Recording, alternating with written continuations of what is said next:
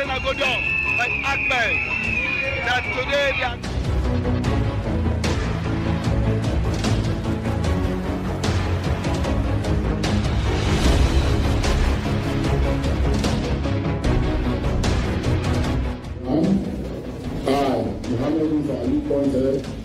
We hereby declare that since all the candidates of the parties of the presidential election receive 55% of the valid votes cast, pursuant to section 17, subsection 2, E and F of the Constitution of Sierra Leone 1991, there will be a second election,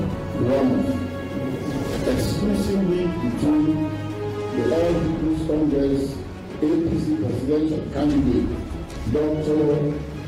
Samora Martin Wilson Kamara, and the Sierra Leone People's Party SLPP presidential candidate, Julius Mada Bio.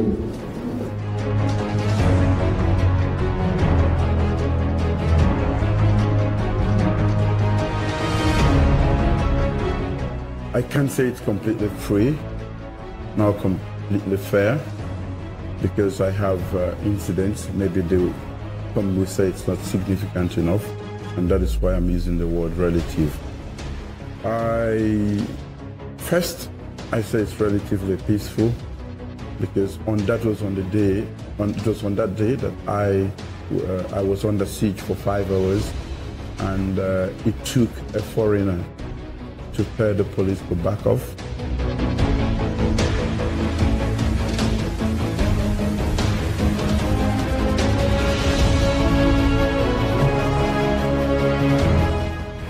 So now, we don't run the election. The result don't begin come out. Una within at the winning party, una they celebrate peacefully, not for provoke you and the win loss. We already don't see a semblance of that. After the 25% result was announced, we will not be happy.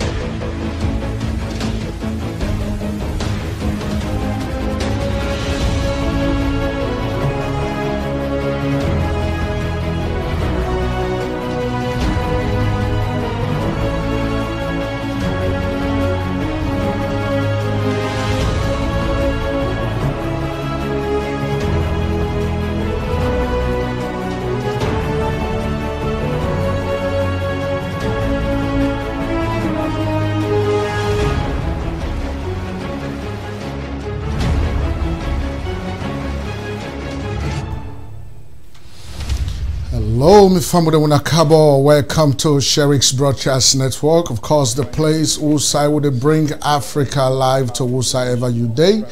Of course, today, now March 17, 2018, of course, we only get barely 1 more week to the run of elections in Sierra Leone. And of course, that is the main reason why we are here, able to analyze some of the critical information we will receive as a result of waiting the National Electoral Commission announce as a voting result. Of course, in our last broadcast, we'll be making a projection. I have to say, Julius Madabio, retired Brigadier General Julius Madabio, in the winner in that election. And that's plenty of we and other Sierra Leoneans around the globe. Nobody expect the election for go to a runoff. But then we'll be also tell when I say we not to National Electoral Commission. The National Electoral Commission in the official body we're responsible for announcing results of the elections in Sierra Leone. And so we've been left that 10% window for error. But however, we still believe say not to be error based on all the information we don't gather again, even after the National Electoral Commission don't announce the result. In as much as we not challenge the announcement by the National Electoral Commission, but as citizens of Sierra Leone, we hold the natural right for let we believe in waiting we believe in, for let we hold we own opinions about waiting we feel saying are the facts, and for let we able for gather we own evidence, and based on that evidence for let we go able for profile we own views on situations in Sierra Leone. So up to this moment, we stand by that projection because we believe, say, if the elections been go without any of those issues, as we get for can present to una, then of course una go agree with we for say we projection being right. But anyway, we don't move past that one day now. The election results have been announced by the body that is mandated by our electoral laws and the Constitution of Sierra Leone for announced results of a national election. And so we get for stand by that decision as we wait for go towards the runoff elections between two political parties. Of course, the All People's Congress, when the incumbent political party, and the main opposition political party, when the Sierra Leone People's Party. Of course, these are the two fundamental political parties then at the country, even though we see plenty efforts on the part of a lot of other Sierra Leoneans, where they try for discredit the two political parties, then for say they not don't do nothing for the country, and so therefore the need for relax, let other new parties then come up. Of course, in democracy, that is a very good thing to do. Nobody know they deny that dispute. Nobody know they deny them. Nobody know they dispute that fact. In fact, that's the beauty of democracy, wherein you allow people to opine on issues, to opine on situations, and of course, for able to associate, form their own groups then, and operate as a legal entity. But the show of the people of Sierra Leone through these voting results don't show say the All People's Congress and the Sierra Leone People's Party they still matter na the country. Now the two political parties they will still matter na the country, and so we have no choice but for deal with them. And so today in this broadcast we get for analyze some of the figures the way the National Electoral Commission began for present, as a basis for the announcement of the fact that none of the two main contenders in the presidential elections were able or was able to attain the 55% mark way required by the Constitution for let them go declare somebody as president of Sierra Leone. And so based on their numbers then, based on their figures then we then present, we get for analyze them one day today. We also get for do a little bit of analysis of the National Electoral Commission itself, when the body this way critically involved or critically responsible for the future of Sierra Leone. If Salon get for go bad or it get for develop or good things then get for happen at Sierra Leone, the National Electoral Commission largely responsible for that future. And so we'll get for analyze them a little bit. Of course, when I know saying that, so we they always talk the truth. We stand on issues, and of course, it don't matter what people then say, but we not straight talk with the talk now. So we get for analyze them one day today, and then of course also we get for bring come to you some interviews we'll give to members of the SLPP, especially the chairman of the National Campaign Committee of the SLPP, where now Dr. Ali Kaba. We talk to him exclusively, and of course we also talk to the National Secretary General of the Sierra Leone People's Party, when Mr. Umaru Napoleon Koroma. We talk to him exclusively on the issues the way they arrive.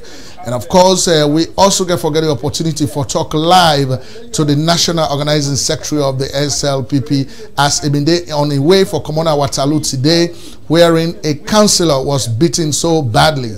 And of course, as we throughout the country, especially in the north, we don't see Wusai and an APC person they talk say anybody will vote for SLPP in the Northern Province now a particular area that then go hunt for that person and then go drive them for make come out na that Sunday. So is that democracy or is that dictatorship? We get for talk about all of them today tonight. And so, my family, we want for me you continue for stick around as we continue for bring the programs into Una. Mina Ibrahim Sheriff, of course, at the Camp to Una live from studio number 8, based in Houston, Texas. And of course, on behalf of the management of Sheriff's Broadcast Network, I want to tell you all plenty thank you for una support, una comments, the videos, the pictures, the suggestions, everything what una they send to where they make they improve on waiting what they do now. So we want to tell una plenty thank you. If this now your first time for join, we want to take this opportunity for officially welcome you to Salon Best television program online. And of course, one for me, stick around with us as we continue for bring you the program. Stick around with us.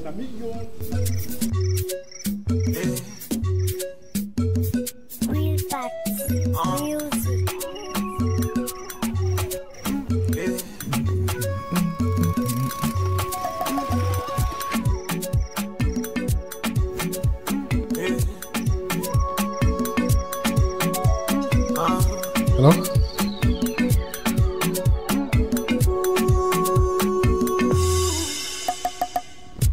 In the mood, try to be good, put them aside, all the stress is you. Yes, me family them, let's just be happy. This time Maurice Kamara live from Freetown, Sierra Leone.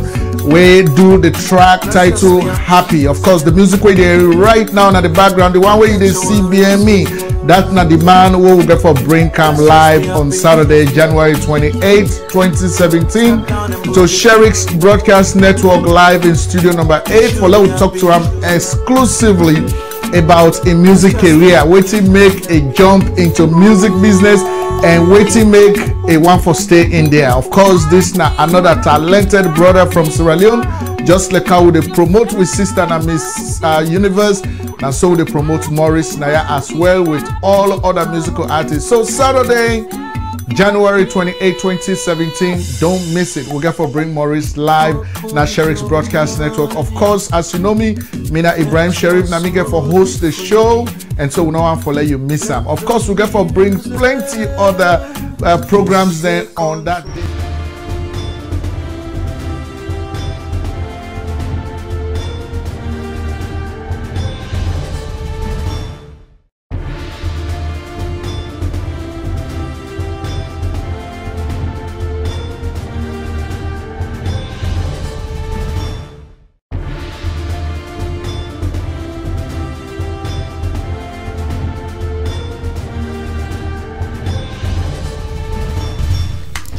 Yes, of course, if I'm with them, the Sheriff's Broadcast Network prime time exclusive. Of course, that's not been an old video way back in January of last year.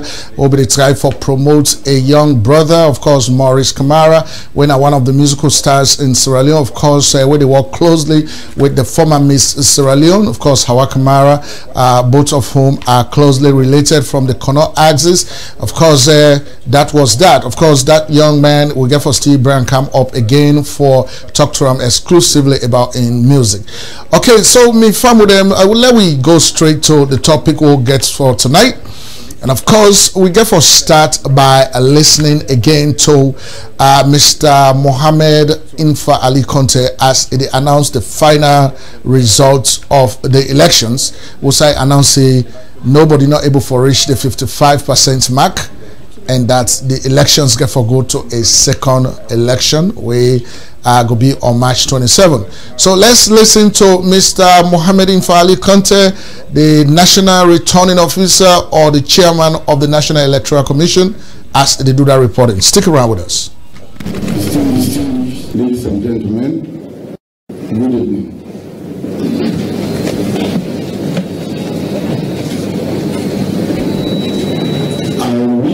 Actually start by acknowledging the people of Sierra Leone for their peaceful and orderly conduct of the elections last Wednesday. I wish also to take the opportunity to thank the government and people of Sierra Leone, and particularly our development partners, I'm not forgetting our Chief Technical Advisor for their support in various ways. That also includes all the stakeholders, particularly civil society organizations, members of the press, etc.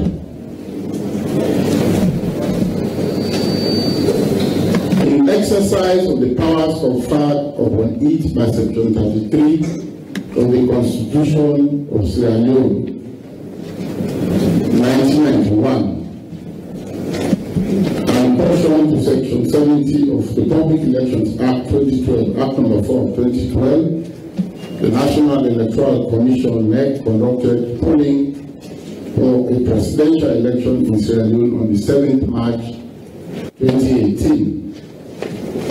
Following the conduct of the polls, the statements of the results of the poll were compiled by the district returning officers and regional returning officers and transmitted to me as national returning officer pursuant to Section 94 of the Public Elections Act 2012. After deliberations with political parties requested recounts, the Commission ordered recounts in 154 polling stations. The results from these polling stations are included in these results. The results from 222 polling stations were excluded. 221 polling stations were excluded, including where the votes cast exceeded the number of registered voters, including voters included on the supplementary list. Accordingly, pursuant to Section 87(2) of the Public Elections Act 2012, the results of those polling stations are declared null and void and are not included in this result. Following counting and tallying, the number of invalid votes cast at the presidential election on 7th March 2018 was 139,427. 139,427. The number of valid votes is 2,537,122. That's 94.8%. The number of valid votes cast for each candidate and the percentage of the valid votes received is as follows.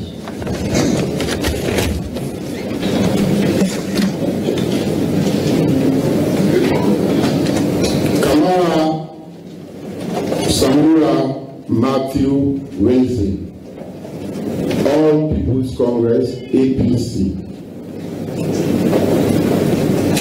1,082,748. 1,082,748. That is 42.7%.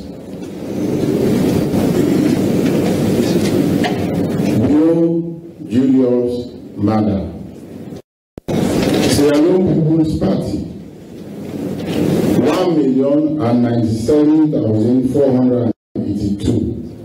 1,097,482.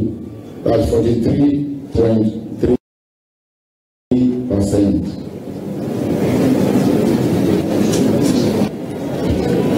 In exercise of the powers conferred upon me as Chief Electoral Commissioner, Chairman, and National Returning Officer of the National Electoral Commission by Sections 52, subsection 2, and Section 94, subsection 4 of the Public Elections Act 2012, and Section 42, subsection 3 of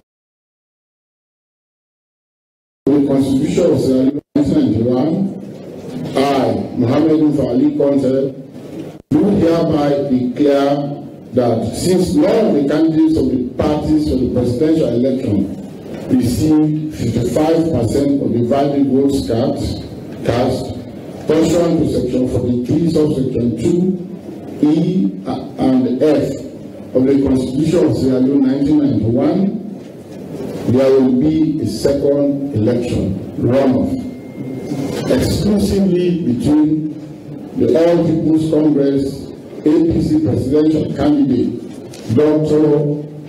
Samora Matthew Wilson Kamara, and the Sierra Leone People's Party SLPP presidential candidate, Julius Mada Bio.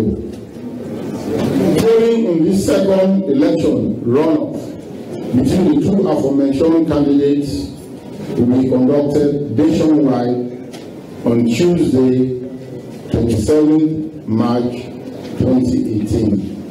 Signed and dated this 13th day of March 2018. Mohammed Ali Conte, Chief Electoral Commissioner and Chairman. Thank you very much.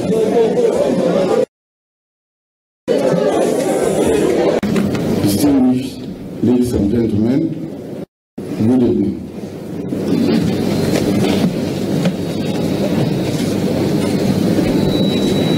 I wish to actually start by acknowledging the people of Sierra Leone for their peaceful and orderly conduct of the elections last Wednesday. I wish also to take the opportunity to thank the government and people of Sierra Leone, and particularly our development partners, and not forgetting to our Chief Technical Advisor for their support in various ways. That also includes. All right, and so that's now being Mr. Mohammed Ali Conte, of course, the chairman of the National Electoral Commission, as he make that announcement about the elections we just concluded in Sierra Leone. And so plenty people, and they, after that announcement, they would then get some very serious questions about the credibility of the National Electoral Commission. Because of one, the numbers then we then present, number two, waiting at some of the the figures then, whether the figures then tally, and most of the reports that will be come out in our various polling stations, and in fact even the manipulation by the National Electoral Commission staff, the one that would work for that commission, the way they're supposed to be credible, where they know say they get a very, very important task for perform for Sierra Leone, that they for less Sierra Leone go able for move before, for go before, for develop, that it is squarely at the end.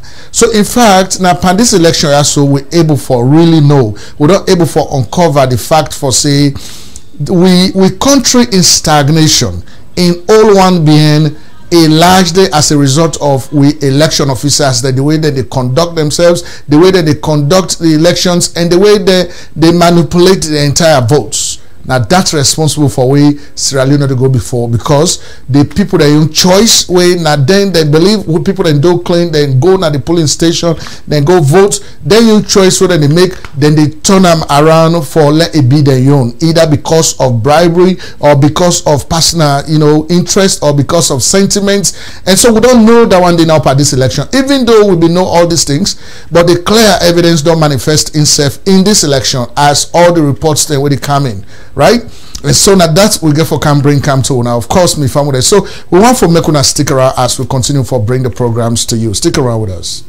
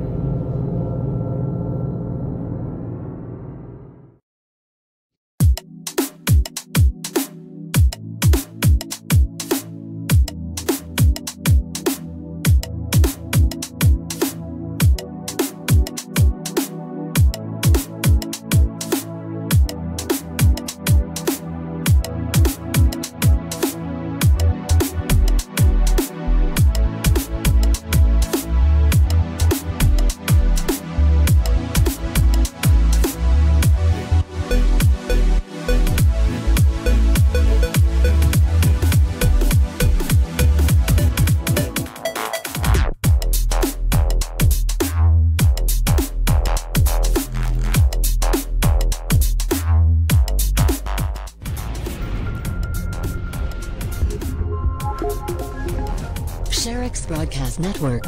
Straight talk for change. Right. And so one of the things that we this BNT, we Sierra Leoneans are concerned about is the fact that on election day, when I don't decide for institute a restriction on people and movement in the country. Is that true? That is absolutely not so. Okay. We get a memorandum of understanding when we sign with the various political parties.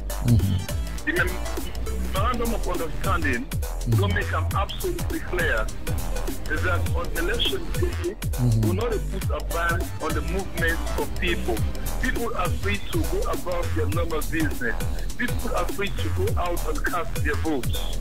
If we put, restriction on the movement of people, then it simply they're not for come out and the franchise. So that's not true. Based on intelligence, what we don't gather, threat analysis, like threat estimate.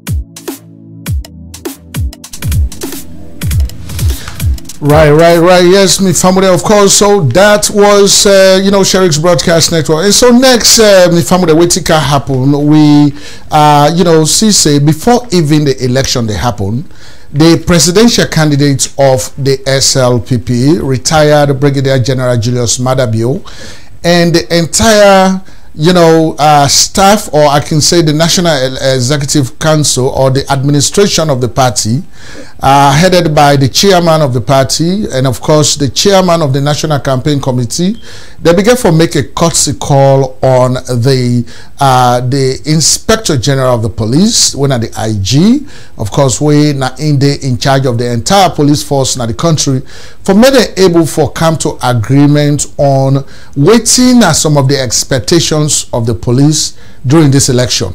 Because before the election they come, plenty opposition party members, they don't go into a lot of clashes with the police, and a lot of youths they also across the country don't they clash with the police. And so the SLPP take the proactive measure for meet with the Inspector General of the Police, for me they arrive at an agreement on waiting at the exact expectations of the police with regards to the election. And so that meeting they would be all not too clear, but it's okay. You go able to understand at least the audio part of it. And so the brand come to you now for me see waiting that meeting will look like, and waiting have been some of the discussions where they been getting that meeting. So stick around.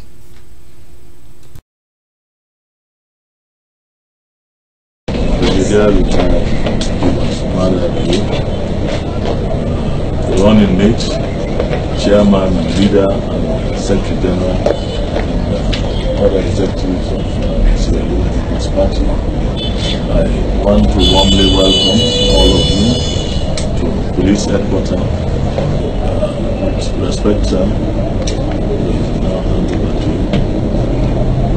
Thank you very much, Mr. IG, for welcoming us. We have come basically as an obligation to engage with the police. The SLPP being the oldest party and having the reputation for democracy and peace in this country, we thought that the police has a critical role to play in the upcoming process, the elections, as it has always been the case, and as it is the case around the world, for police to play an active role in elections, especially in the third world. We thought we should have a special engagement with you to be able to discuss some of the concerns we have and to recalibrate our relationship, so that we enter into this phase, this particular election, with an open mind and with the hope that the Sierra Leone Police Force, the force for good, will be a force for good and will be a force for us all, and that we have clear lines of communication so that whenever there is a need for us to communicate with you at different levels, we should be able to have that line of communication activated. Of course, I wrote a letter in which I expressed a few concerns. I will just highlight some of the issues we raised, and hopefully we hope we can address those amicably. And if there are any other issues that you also have in connection with the party, you can raise them, because we want elections to be just another normal day in our life in this country. As it happens in other developed countries, people go and vote and they go about their business and expect that the result will be called, later in the evening or the next day. So that is really the atmosphere that we want to create. We want to make progress now. Elections should not be a stressful event in this country, and you have a critical role. One of our concerns I put in the letter is that in the last election we noticed that some police personnel were doing rolling voting here and going to vote in another polling station, and they will continue because they were not assigned to specific polling stations, and it was free for them to vote in any stations that they went. We are concerned about that. We even had pictures of that after the elections. They went in with backpacks, and we were very suspicious of the backpacks that they went into the polling stations. We also noticed that whenever there was a simple fracas within the polling station, our members were taken, our polling agents were taken out of the station and arrested, and they will take a very long time with the police, and before they return, we believe a lot can happen, because they are our eyes, they are our representatives, and they are not just there to observe but to monitor the process. We believe also that there has been some heavy-handedness in handling matters, and that we as a party, of course not the ruling party, have not been treated fairly. We've had several incidents, especially at the party office, in other areas around the country, and our reports have fallen on deaf ears. This is a major concern. We also want to encourage the police, although we are meeting today, maybe that is a better place to raise that, to establish guidelines as to how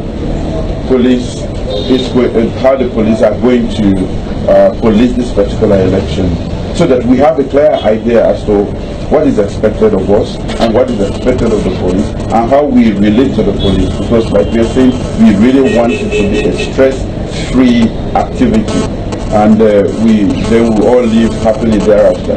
So our activities, our action today is really just to make sure that we are able to address any evolving and emerging issues that are likely to bring problems or challenges, and likely to break our relationship. We need the police.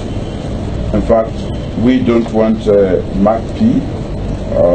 We think that with requisite numbers, you should be able to police this particular election. But we want to do so on a clear understanding as to what is expected of every group and how we are able to resolve issues as they arise. And we know they are going to arise on that day, because everybody is going to want to secure their interest, and sometimes they need for clear lines of communication. So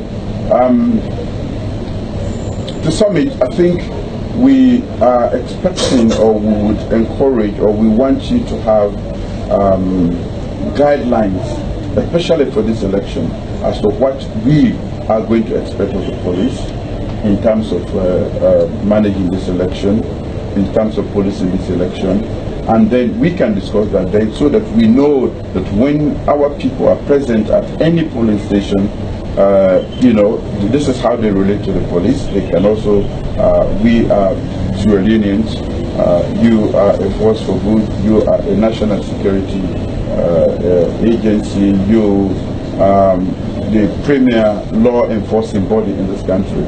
So we want to have an amicable relationship, one that we have consolidate the peace that we have already, or even not only consolidation, deepen it to the point that we can make progress.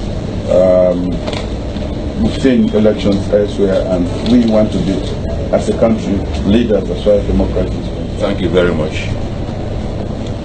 First of all, I would like to take also this opportunity to extend our gratitude for according us this opportunity for us to be able to talk to you directly on issues bothering our relationship. But before I delve in specifics, may I also say thanks to you, because initially we had a very good working relationship. I remember whenever we had problems here, we need to come here, and he gave us the audience, and we were able to put our points, our opinion, then we had a solution. But along the line, we had a break in relationship, to put it mildly. But my presidential candidate has asked for guidelines, which is important. And what really perhaps is saying is the rules of engagement. We are not so pleased with some of the actions of the police with regards to our party office. Whenever there's an incident outside the party office, the police will still run after people when they take refuge there. Most of them are not specific and strictly SLPP members per se. If they are, they should not be going there to come and run back to the party office. Well, that's granted. But what happens without engaging the leadership? Police will surround the building, begin to take hot shots with tear gas. At one time I was there giving an interview to one of the 98.1 journalists. On my table, 2 canisters landed on our table. Of course, needless to say what I went through. But if you are running after a suspect and he takes refuge or sanctuary in a building, this is not murder, this is not a terrorist. I think it's good to contact us rather than stand outside taking shots at the building, breaking up and destroying the window panes and even the structure. I think that's really at the core of our concern, which needs to be addressed. I want to say that on behalf of the Sierra Leone People's Party, I've done it before. We want to extend our congratulations to you for your appointment as the new Inspector General of the Sierra Leone Police Force, and we hope your appointment will usher in or will rekindle the once good relationship that existed between the Sierra Leone Police and the SLPP. Like the chairman and leader said, and the presidential candidate, there's already some amount of broken confidence. But we hope with your appointment will usher in a new relationship. I want to thank you for the prompt responses you've been giving to a couple of letters I've sent to you since your assumption of office as the new Inspector General of Police. We hope that will continue, and the response time to our calls will be improved upon and taken very, very seriously, so that whenever we have issues, we can call on you promptly and you respond also equally. Thank you very much for giving us the audience this morning. First of all, congratulations again. From the campaign standpoint, I would like us to definitely focus on these guidelines and to make sure that we cascade it down to the lowest level. Because as you know, elections are going to take place at all levels, right? So we want to make sure across the country that we have a clear set of rules that we can inform our own party operatives and all those who are involved in the electionary process. It is important to have that clarity because at the end of the day, what we really want is what our presidential candidate has expressed here so clearly, a stress-free event. Let's make it just another day, that after the elections we'll get back to work to fix our country, that we are all Sierra Leoneans, and the police must be seen and actually accepted as a force for good. And we hope that what prevails in Freetown will prevail in Kenema and Kono and Kabala and every place.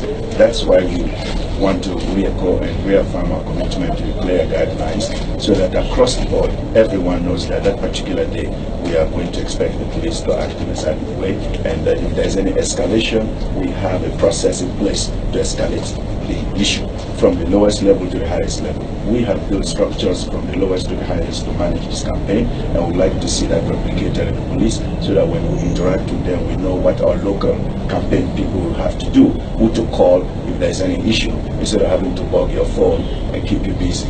Right? We want to make sure that local issues are addressed in a way that everyone will be pleased with. So we look forward to an event that hopefully will make Sierra Leone one shining example of a truly democratic society in Africa. I just want to, stress, we are a little concerned about what the chairman and leader just said. There's a developing trend here that our chairmen are having their houses touched, chairman for Bull, chairman for Waterloo and Lungi, and Kono. It's a disturbing trend. We are a little concerned about that. And also, of course, now we have gone around a bit. I must commend the police. Wherever I've been, I've seen them, lead us and then keep away when we are doing our politicking. They will stay off and then come back, provide security in our vicinity. I think I really want to commend that, and because then we feel I'm happy that we have a force that is for everybody. I have experienced that throughout the campaign this year, since last year, late last year after this. So I really want to commend you for that. We want that to continue. Flag bearer team, let me thank you for this courtesy call, this frank engagement with us. And I consider it to be a family engagement. Like somebody said, we are all Sierra Leoneans. After the elections, we will all remain Sierra Leoneans. And we are all interrelated one way or the other. Let me thank you, and I see from all the statements made that you are in for peaceful elections, which is very, very encouraging. We want to congratulate you for that, and the move you are taking to come and engage with us, your concerns, so that we can address them as we move into the elections proper. So I commend you for that, and I thank you. And again, once more, I want to welcome all of you, and to wish all of you, we are still in January, to wish all of you happy, bright and prosperous New Year 2018. Flag bearer and team, we really feel honored. All right, of course, and so that's now been the courtesy call where the Sierra Leone People's Party, headed by the presidential candidate, retired Brigadier General Julius Maada Bio, and the party chairman and leader, Dr. Prince Harding, and the campaign chairman, Dr. Ali Kaba, and of course the National Secretary General, Umaru Napoleon Koroma, where they make to the Inspector General of Police, that is IG Moibe, of course, in office, for me to talk about some of the security concerns, some of the things that we are important for me to discuss at this point, before even election. So I want to commend the SLPP for taking a proactive action, for even address the issues of the police, or whichever way they be done they envisage for say it could be a problem in this election between the police and the civilians. And of course, that was a very proactive move. And of course, you see, one thing we may not like panel politicians, we may not like about Sierra Leoneans, especially the one that way they operate very important offices in that country, like the Inspector General of Police. police we sit under, with all the man that we sit around them, they look so officious, they look so clean, they look so, whether they talk safe, like say, they are so clean people them. Now, everything will happen inside this office on that day is completely different from what happened on election day, wherein the police then show up now, now Julius Maada in house and then put in house under siege for 5 hours without even prior notice. And the Inspector General, whether we go meet, he not go tell we say he not be know about that kind of visit, that kind of siege, where then puts Julius Maada in house under siege. He not go tell we say he not be know about that, because definitely he get for know about that, because this is not a presidential candidate, a potential president of Sierra Leone on a national election day. For let police then show up in their riot gears, they put in house under siege. Of course, in as the Inspector General of Police get for no. But then, so we then go per this meeting, what did they be supposed for achieve at this meeting? Now be a kind of understanding between the police and the civilians or the political parties, especially the SLPP, for men to know if any problem get for happen, how the party go handle them, or if the party see any problem where they erupt among the police and the civilians, how the police go address the issue. So I don't know waiting they're able for achieving at that meeting day, but I just want for commend the SLPP for where they take that proactive action for me they're able for go to the police, and by waiting with all your so they don't put the Sierra Leone police on the radar, on the spot, for say indeed there are citizens in that country who are abiding by the laws and regulations of that country.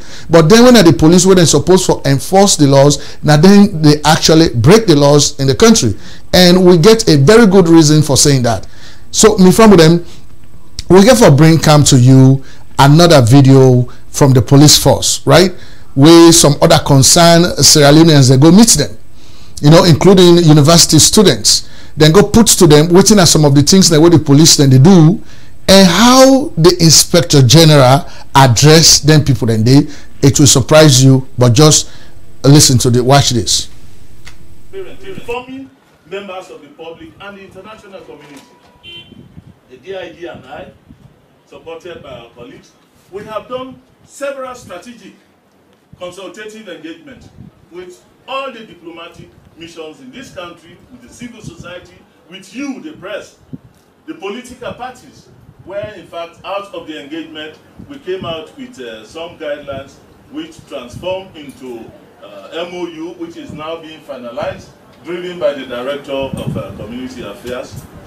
We've been doing all of that, even religious bodies, down to youths. Look at what happened on the 26th of January, the day for the nomination, which was allotted to APC and the Unity Party for the nomination of their presidential candidates and parliamentary members across the country. It started out fine until about the tail end, between 4 and 5, when we had the ugly incident, which turned out to be clique gang rivalry. People were injured, death ensued, properties damaged, and the police moving very swiftly. 56 people were arrested, investigated, charged to court. They are now being tried, and I'm told they should have come for sentencing today or so. Yes.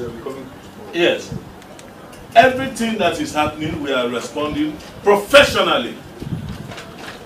I have never encouraged any member of any political party to have any secret meeting anywhere. Of course, going to my house is out of bounds. The securities are under strict instructions. All engagements have been official, under camera, in my office with my colleagues.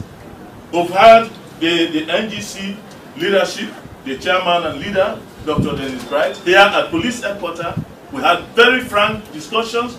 We had the SLPP presidential nominee, retired Bio, Mother Bio, his running mate, another top executive, in my office with my colleagues, under camera. We had frank discussions.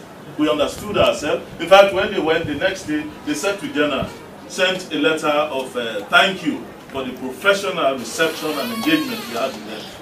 Thereafter, we had the APC presidential nominee, Dr. Samura Kamara, and his team in my office. with my colleagues under camera, frank discussions. Last week, the NGC flag bearer, Dr. Kande Mkola, called to say, I think that was the day they had the presidential debate. Before that, he called to fix an appointment to see me. I gave him the go-ahead. I prepared myself, my colleagues were there, until he called back to say he will not be able to make it. So we are open to every political party. And we have enjoyed this trust and confidence from them because of the openness and the professionalism we display. And then here along the way, somebody who claims to be a third-year university student, third year in the art faculty, can sit down mischievously to damage the image of the police, to bring about political conflict, which we pray against, to bring about national disaster, because that is national disaster. What has Sierra Leone done to you for you to hate Sierra Leone with passion?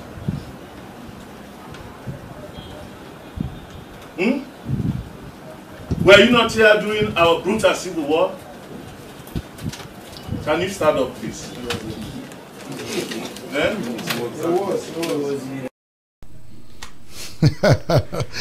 So, my family, you see how the police then intimidate our young people. From waiting me don't hear from this AI, from this IG, Moigbe. Waiting me don't hear. I hope say whosoever is sidom, they actually listen to me. Waiting me don't see from IG Moigbe is intimidating this young man. They don't tell we say you when a young man you not get any right for profile your views, for opinionate, for profile your opinion on waiting you don't see what you feel say is not right. Now, whether this young man is wrong or he is right, it is his natural right as a citizen of Sierra Leone for make he go talk on issues that if you say is not right in his own eyes. Now you get for proof now for say wait till you don't talk is not right in my own eyes. But you not go because you get the upper hand. You dey inside police fatigue. You know you get all humanity around you. So this Maya you don't make him sober, but you don't intimidate her. You don't make it don't look G3 just because you get upper hand. The man get right for talk wetin they talk. You know me say you get for take and personal. The position where you hold, you're not supposed for take anything personal. You're not for be sentimental. You for accept these things because you are holding a public office. So people that get for pelt all kind dirt at you. It is your responsibility to be man enough, to be tolerant, to be unsentimental, not take things personal. Like how you they talk. I mean, you are talking about you've been there where the civil war start. We don't want for even go into that civil war. Because if we go into that civil war, plenty things then go happen. Inspector Moigbe or IG Moigbe, you know they see whether they go cage policeman and then put your area there, whether they go thief, then they use bike and gun, then they put people there under gunpoint, then they steal them property, that they don't catch them live, they don't bring them kind of police station. We don't see videos of that. You know, don't see who side that they accuse police then for say, then they go vote at one police station, then commodity, then go to the other police station, then commodity, then go to the other police station, then commodity, then go to the other one, because now then are the only group of people in the country as per the documents that we don't put for say they don't get any limitation for me to move around. And I don't know why we are not go able for organize the police force in such a way that if when they tell the citizens, they say, who say you register, now they you for vote. All policemen in other country are Sierra Leoneans. They all get places who side and born. So whosoever person you born, now they you for vote. If you're a policeman, many will not change all the policemen on that particular day. Let all man go vote in your area. Let it wear the police uniform, but let it vote in your area. Why would I get for allow police then for men to move from one police station to the other, to the other, to the other? And they can't look down on this young man just because the man don't voice an opinion. So now you get it up and so you get for talk to her like that. You know, you say the man want for create confusion between political parties and the police. By waiting the police and you do, and we'll get plenty of evidence that we'll get for can release now, so just not. You know? So these are some of the things that some of us will not stand at all. Maybe I'll get the option one day where I go able for sit down one-on-one with them man they ask so for make I tell them some of these things. You know? Because if Sierra Leone get for move forward, Salon in move one forward, a day now una the police, the National Electoral Commission, and the government in power right now. Now then 3 entities and I wanna get this country in better one. anything what they do right now, now they determine whether Sierra Leone get for go before or it get for go bien. You know? And when I don't forget, say, a very decisive action the way late President Ahmad Yankaba been take. After the war, where the war done, where it take power, the first thing where you do is disband the entire military in the country. And it creates a new one. Now, there is nothing wrong, because even though the SLPP government in those days tried so much, then bring Kit Biddle from London, England, it can retrain the entire police force. But now this police force don't change. So there is nothing wrong if we go disband the entire police force and create another professional one. There is nothing wrong with that, IG Moigbe. You for not say the people them, the Constitution, chapter 2 don't tell we say, the sovereignty of the country belongs to the people. The people of Sierra Leone then get government, now then get the country, not to Wuna get them.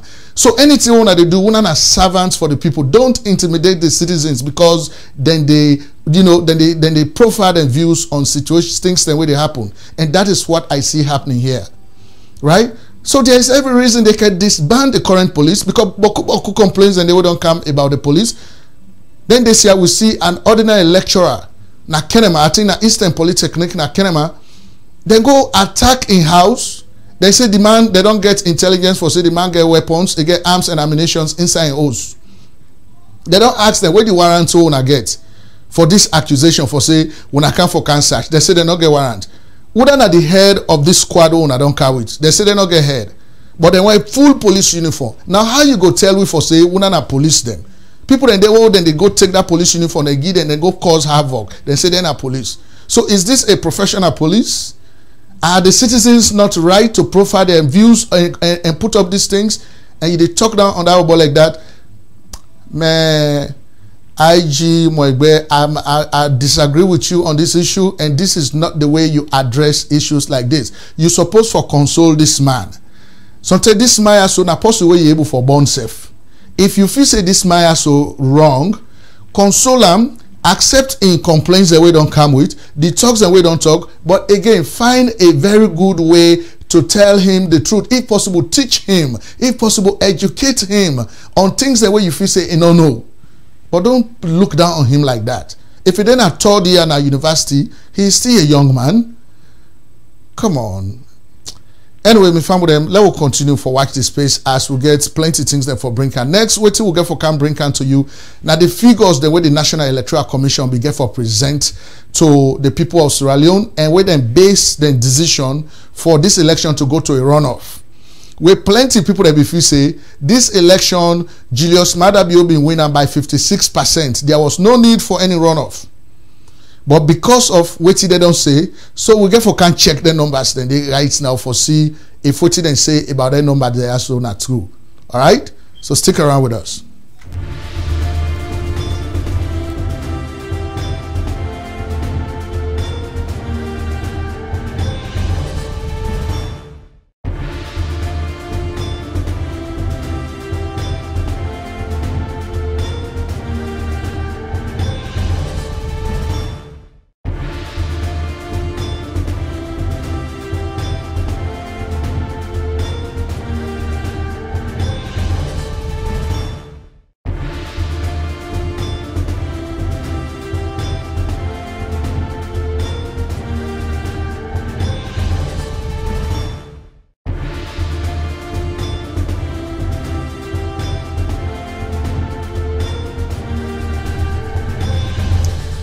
All right, and so ladies and gentlemen, Sheriff's Broadcast Network coming to you live from studio number 8 based in Houston, Texas. Of course, we want to appreciate each and every one of you from around the globe.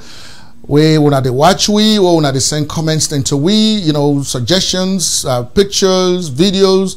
We appreciate you for all of that. Of course, now we all get them, so when they contribute for let we make it go before.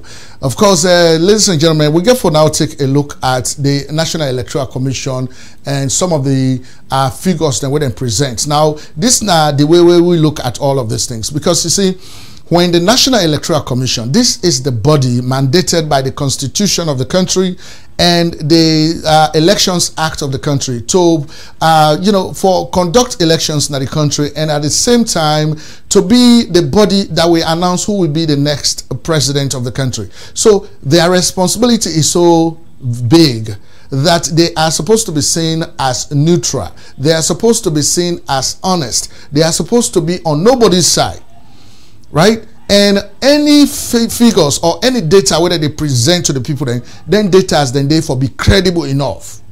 Now, during this election, we don't pass plenty complaints, and they all don't get. We come up from the polling stations. One, either some polling stations, then they after voting, would by the time when they count, they say lights don't go. So now lamp then gets where they pin at the table, where they count the ballot box then tin up na ground. Now who knows if somebody the way they can crawl under that table, they forgo put ballots there inside that box there. Who knew that? I mean, how can a whole National Electoral Commission we don't interview the chairman of the National Electoral Commission? When I mean your big brother, Mohammed Infa Ali Konte, we don't interview and ask so 3 times. And we don't ask him specifically about whether they get all the logistics and the funds for them to be able to conduct this election in a free, fair, credible, and peaceful manner. And he said yes. So how can you allow people after they don't vote? Now it is about time, for the most critical time of the election day, which is the counting. Whilst they are counting, you say, oh, electricity has gone off. So now bring those lanterns, you know, then lamp the night and the light.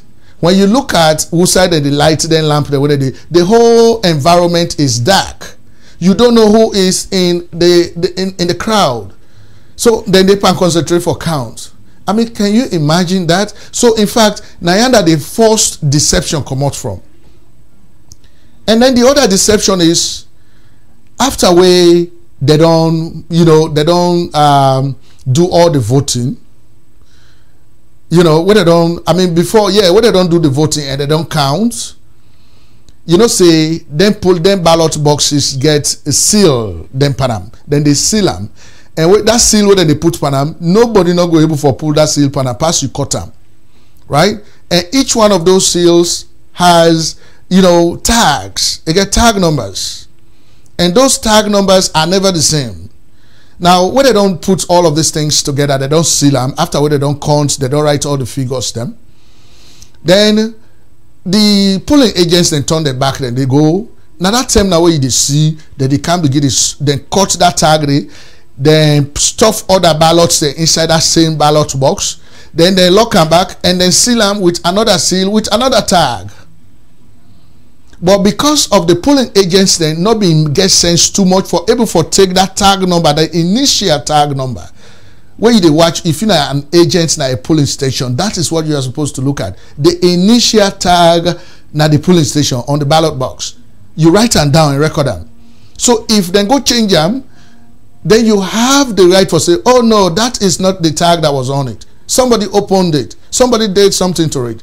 But what did they do? That they stuff them, and according to the electoral laws, if now 700 people they supposed for votes now this very polling station, then they don't vote down, they don't seal them. Then somebody go open a stuff them with other ballots, then they lock them. When they go do the recount, because somebody we don't do this havoc now, I now get for say, I not trust that polling station. I want for let do recount. Then of course, if you're not a polling agent, you don't request for a recount, they get for one. So when they do this recount now, this box here so way the 700 people that we don't vote for, but then because of malicious people, then they don't go stuff them.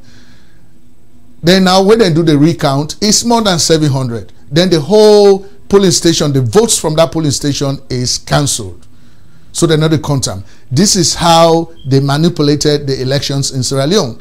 And this is how we have to stand strong for us to see that this election is largely responsible for this country move one go before. So anybody where they manipulate this election, trust me, we have to stand strong for avert them kind of thing. So we get for present now, you know, some figures then I also way the National Electoral Commission began for bring forward.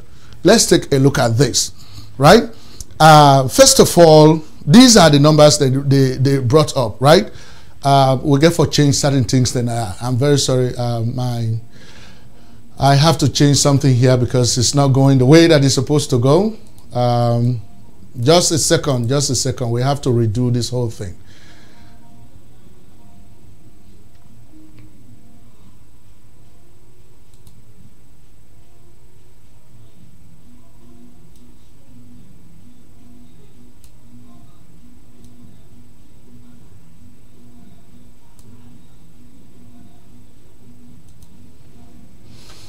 All right, we have to redo the whole thing. So just give us a second and we're going to go there.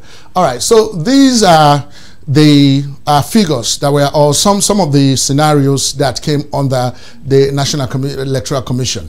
The NEC deception clues, that's how we call it. APC 833,519 votes, 833,519 votes. SLPP 848,438 votes at the time when they announced the 75% results. So meaning that now 25% of the results be done left.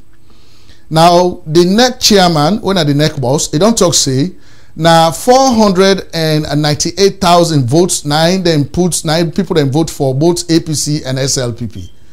All right, so that means, you know, what did they do for say if the above, I mean the above means that the APC and SLPP received 249,000 votes each.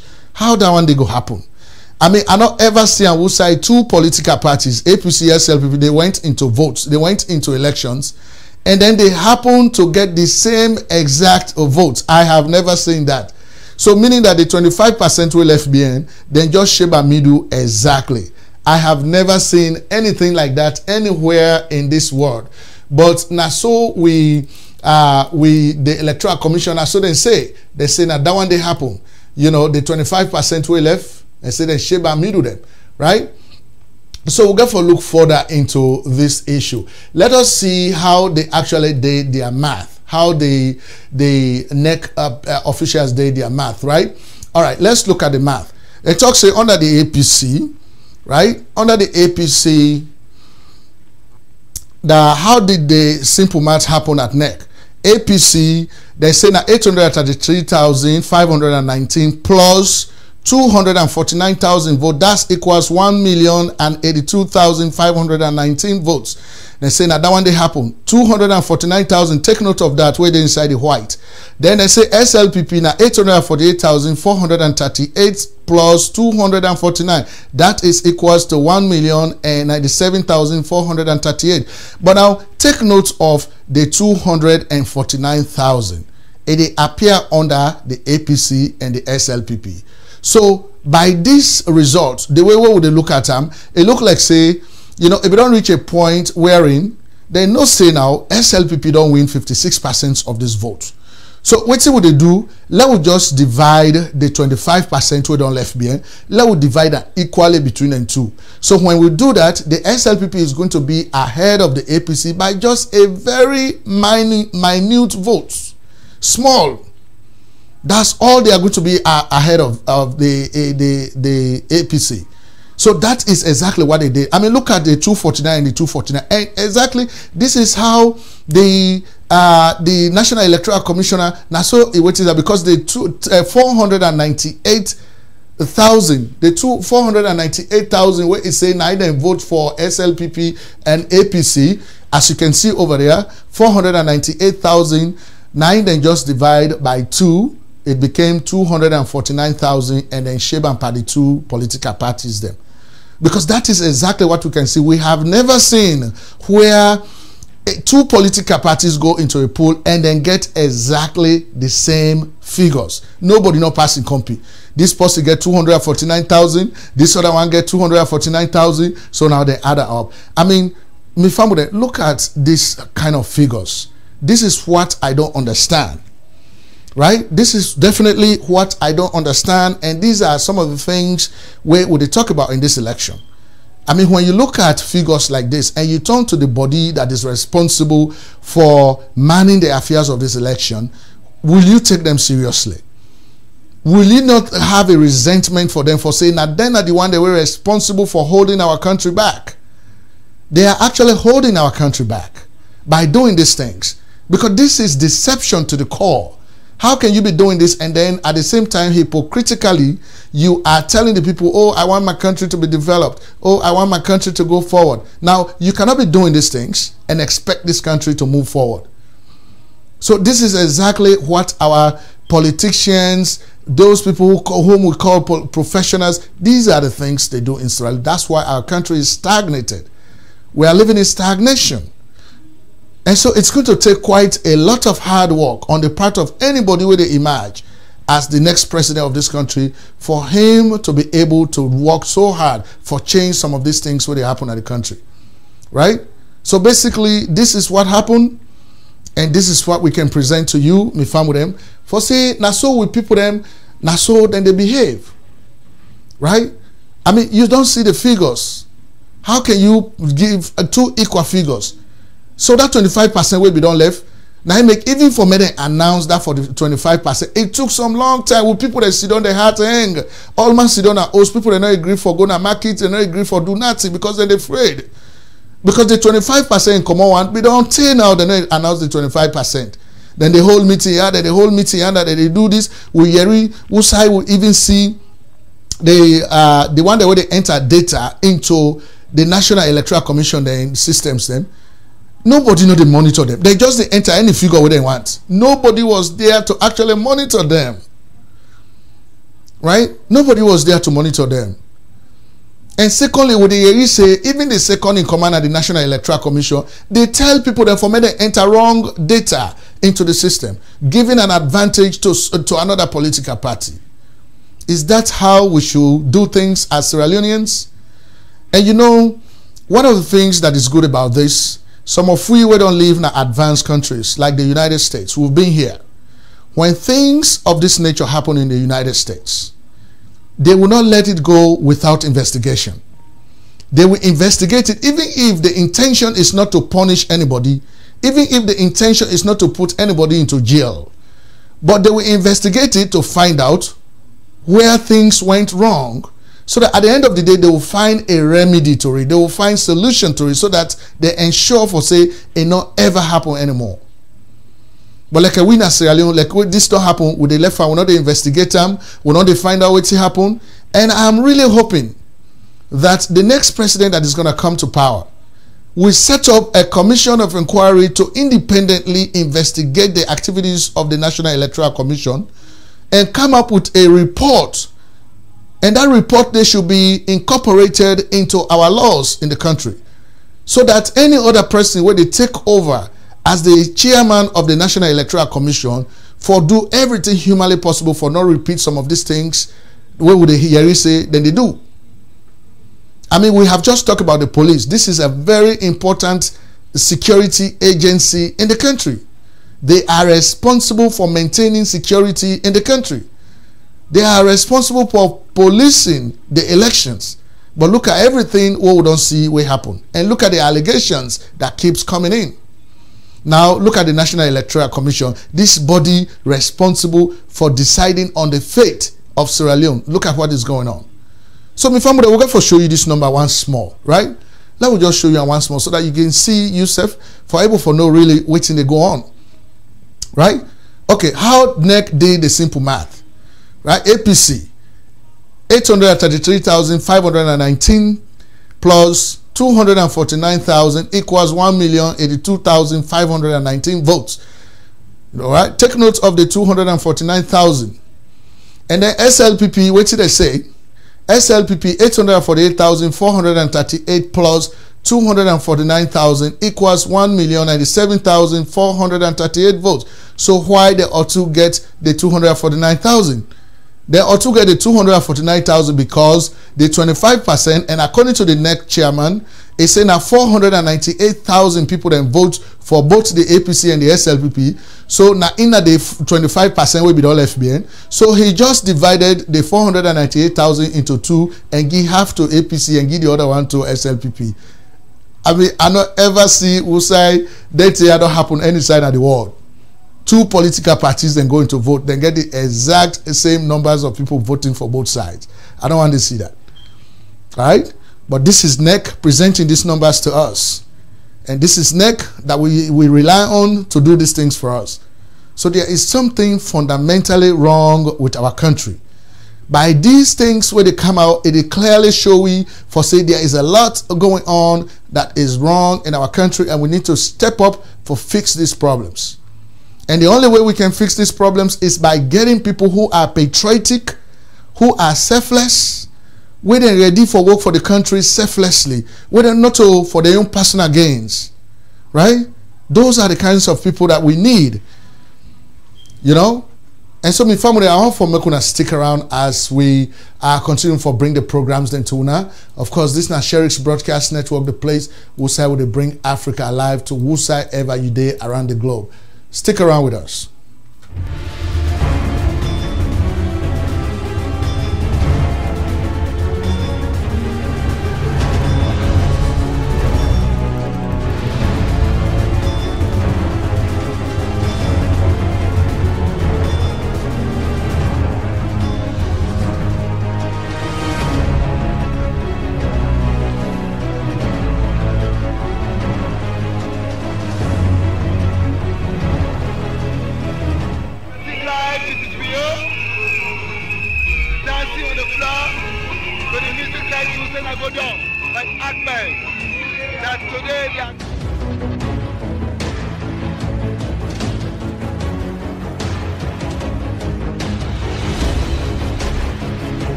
That since none of the candidates of the parties of the presidential election received 55% of the valid votes cast, pursuant to section 73, subsection 2, E and F of the Constitution of Sierra Leone 1991, there will be a second election, one exclusively between the All People's Congress APC presidential candidate Dr.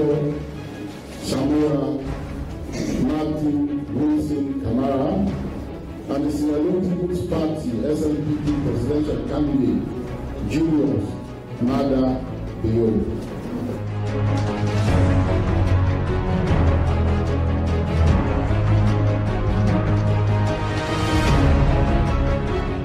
I can't say it's completely free, nor completely fair, because I have incidents. Maybe some will say it's not significant enough, and that is why I'm using the word relative.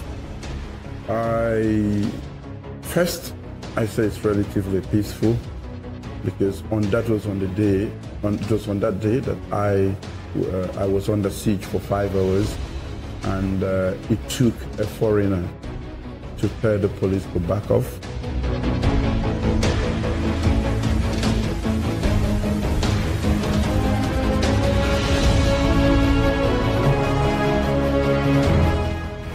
Saturday now, we don't done the election. The result don't begin come out. Una within at the winning party, una they celebrate peacefully. Not for provoke you and the win loss. We already don't see a semblance of that. After the 25% result was announced, we will not be happy.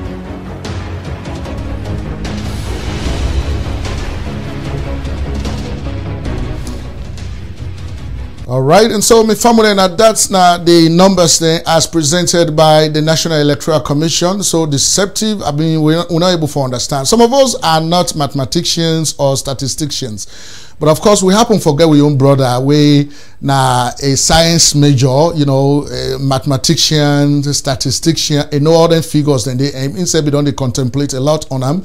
In fact, we don't put a lot of stuff together, but it happen not for day near in paperwork right now. It is somewhere, but we still want to talk to him. When Mr. Madageval, former teacher at Ahmadiyya Secondary School in Freetown, then at the United States, precisely in Houston right now. Hello, Mr. Geval. How you do, sir? I do very well. That's good.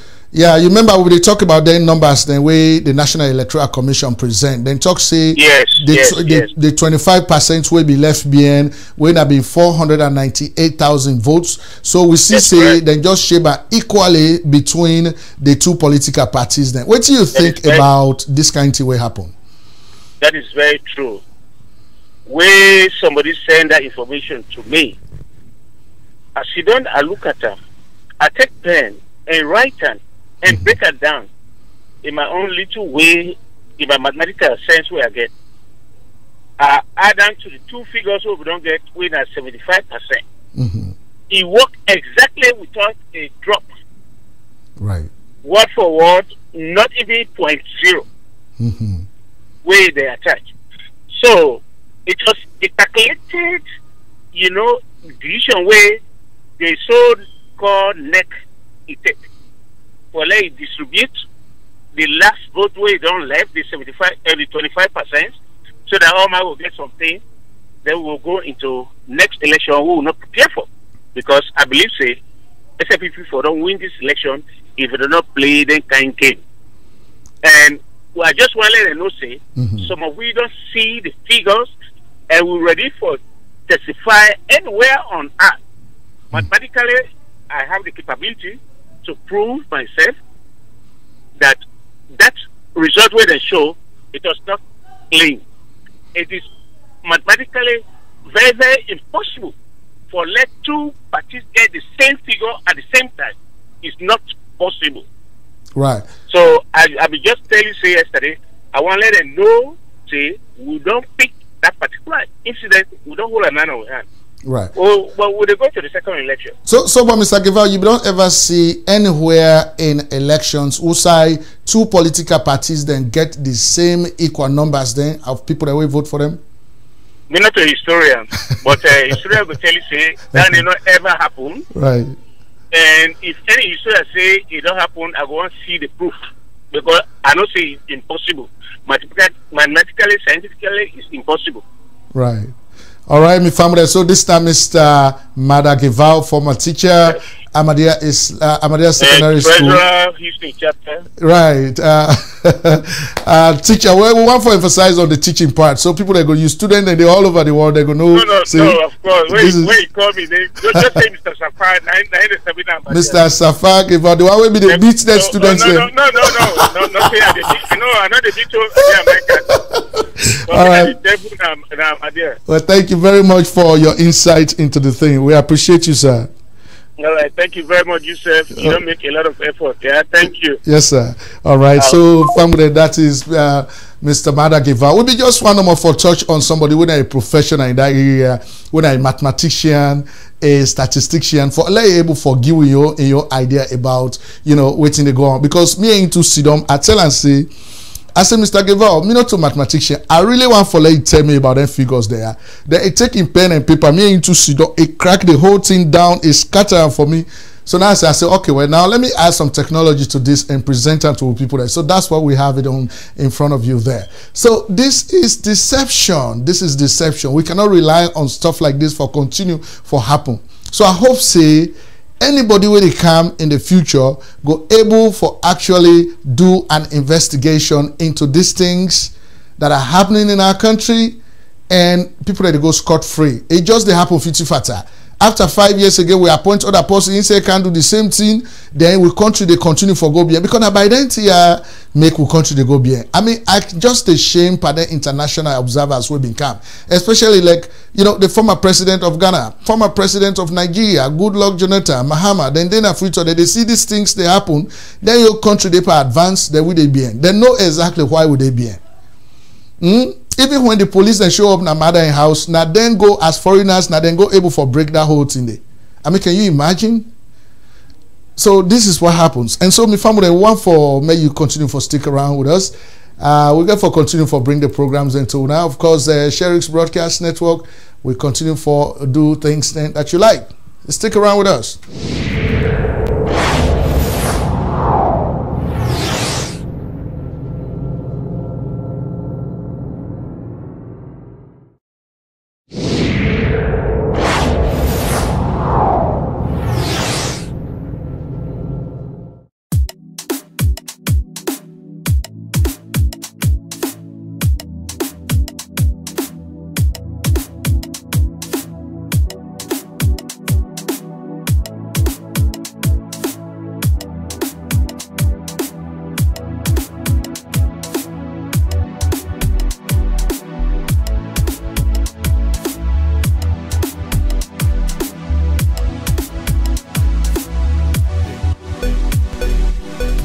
All right, and so moving forward, next we want to talk about the APC. We want to talk about them small, but next broadcast next week, now about the APC squarely, now APC will get for talk about throughout that interview day.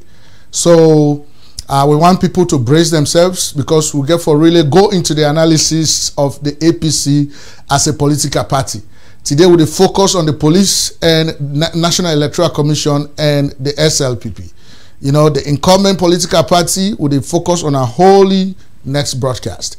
But anyway, so but this week we see Victor Bokarifo, a whole microphone inside an APC crowd. And they talk say then ready for talk to Alhaji Samuel Samsumana of the C4C, the Coalition for Change. I mean, can you imagine? So you see, politics can do anything. When you are in politics, you can bring yourself down to the lowest level, or you can talk any trash. I mean, can you imagine if somebody like a Victor Fo, when at the person where the president unilaterally appoint against the dictates of the Constitution of Sierra Leone, in violation of the Constitution of Sierra Leone, the president unilaterally appoint without consulting with Parliament, without following due process, he unilaterally appoint him for become the vice president of the country. After which he don't unconstitutionally sack the elected vice president. The vice president that the people of Sierra Leone elected. Ingo Pulam, he bring Victor Fo inside. He say, can't sit down at that chair. Victor Fo, when a seasoned politician, is not able to advise the president for say, Mr. President, what we are doing is wrong, and so therefore I cannot occupy that seat. He's not able to take that moral high ground. Instead, he accept her and he talk all kind trash. But Alhaji Samuel Samsumana, all kind trash. You know, how the man not be respect the president, he not they disrespect the president. In the APC, post you get for work hard, people they see what you don't do before you know, all them Bella talk no more. This is the same man who 2 days ago hold the microphone and they talk to this same man for say, we are ready to talk to Alhaji Samuel Samsumana. I mean, I cannot imagine if somebody like this would say stuff like that. Anyway, let us see what he talk, right? And then we analyze them. People's Congress Party don't say they're ready for talk with Chief Samsumana.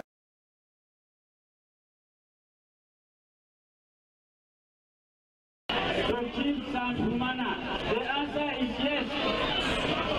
Our party is All People's Congress.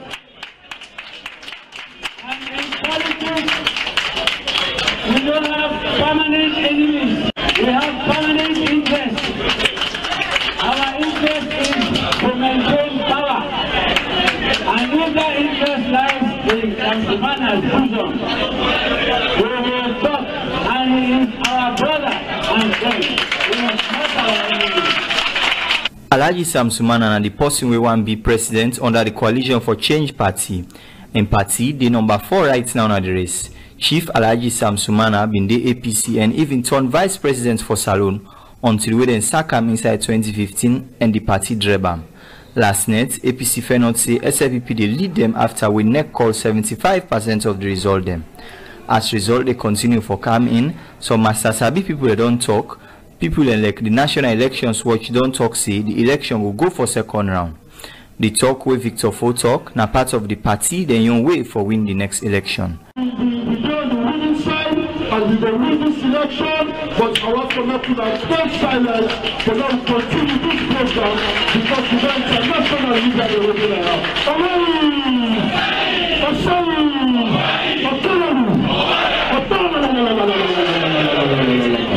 This is the first press conference where the party don't hold since we election done Wednesday. Last night, the National Electoral Commission announced 75% of the election results. Outside the All People's Congress Party fair not say, the Salone People Party they lead them by 14,000 votes. Even though then they lost, the party Secretary General Ambassador Usman Yansane tell them supporter them for patience. Pronounced by the competent authority, other people are telling their supporters to come out. We are telling you to stay true. You have done your job by voting.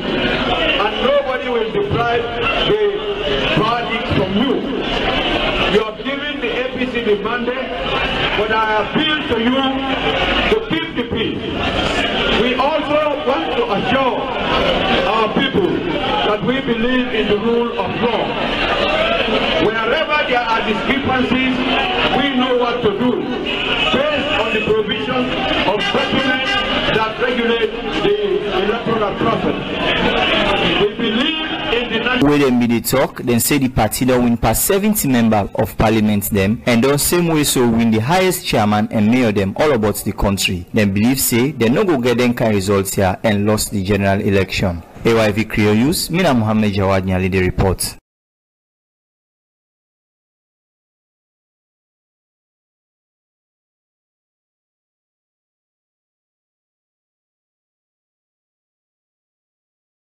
And the bogus man falls out. All right, and so me family and that's not the thing. And so when I see where Victor Ford they talk, say they're ready for talk to Samuel Samsumana. I mean, only in the APC we go see them kind of thing and they go on. Now, in not tap Pandawandi, the Secretary General of the All People's Congress, when Alhaji Fode Ansane, himself go somewhere in London, he talk all kind trash about this man, right? Somebody where, I mean, the basic concept of our constitution and APC they don't understand. You see, now they talk your way, they talk APC people that they take and personal, they feel say you they against them. We in a straight talk with the talk now. The constitution of Sierra Leone don't talk and plain. And no matter what the Supreme Court don't talk, you know, because what they talk to them lawyer there, it look like say the Supreme Court are the Lord, you know, Supreme Court are there. I mean, some of we not really what you don't do wrong, we get for talk butter. Supreme Court are the highest court of the land. But they self no say, chapter 2 of the Constitution don't talk say, sovereignty of the people, sovereignty of the country belongs to the people.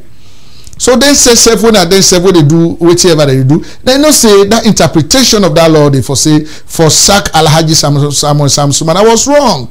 Waiting make people they demonstrate all over the world. All over the world. Everywhere we say Sierra Leoneans and they demonstrate not only for 1 week or 2 weeks. They demonstrated throughout. Now, because they are competent enough for understand what's in the basic dictates of the Constitution, right? Then the man can go the case na the ECOWAS court. The ECOWAS court go rule in favor of him.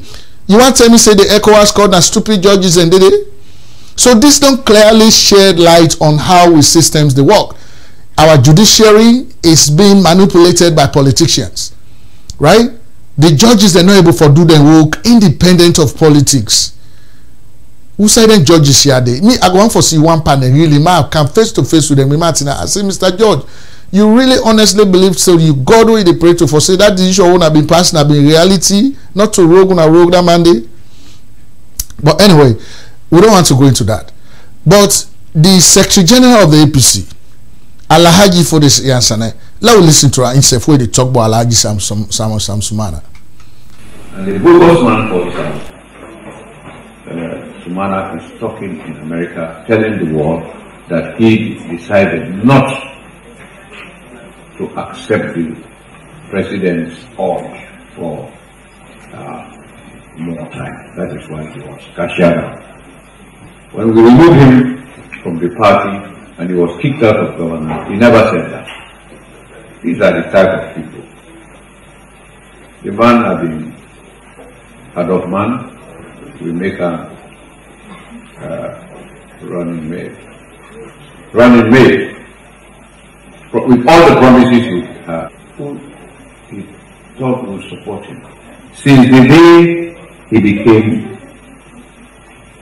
vice president, he has thought of nothing other than to grab power. And the man is talking that he's not corrupt. The man is saying that he is civilized. The day we took power, his first progressive step was to humiliate all the paramount chiefs. He made them the dog and wrong. Then the next step was to go to the former vice president's house and remove all his vehicles. We told him, take back these vehicles. This man is entitled. Oh, SLPP, I said, don't do that. The law is clear. The SLPP did not do that for APC. They did not allow Momo to take anything. I say APC and SLPP are different. So, this is the man who would not give up these vehicles. President spoke to him, and President said, please, can I go and talk to him? He is your son. I went to him. Look who was working with him.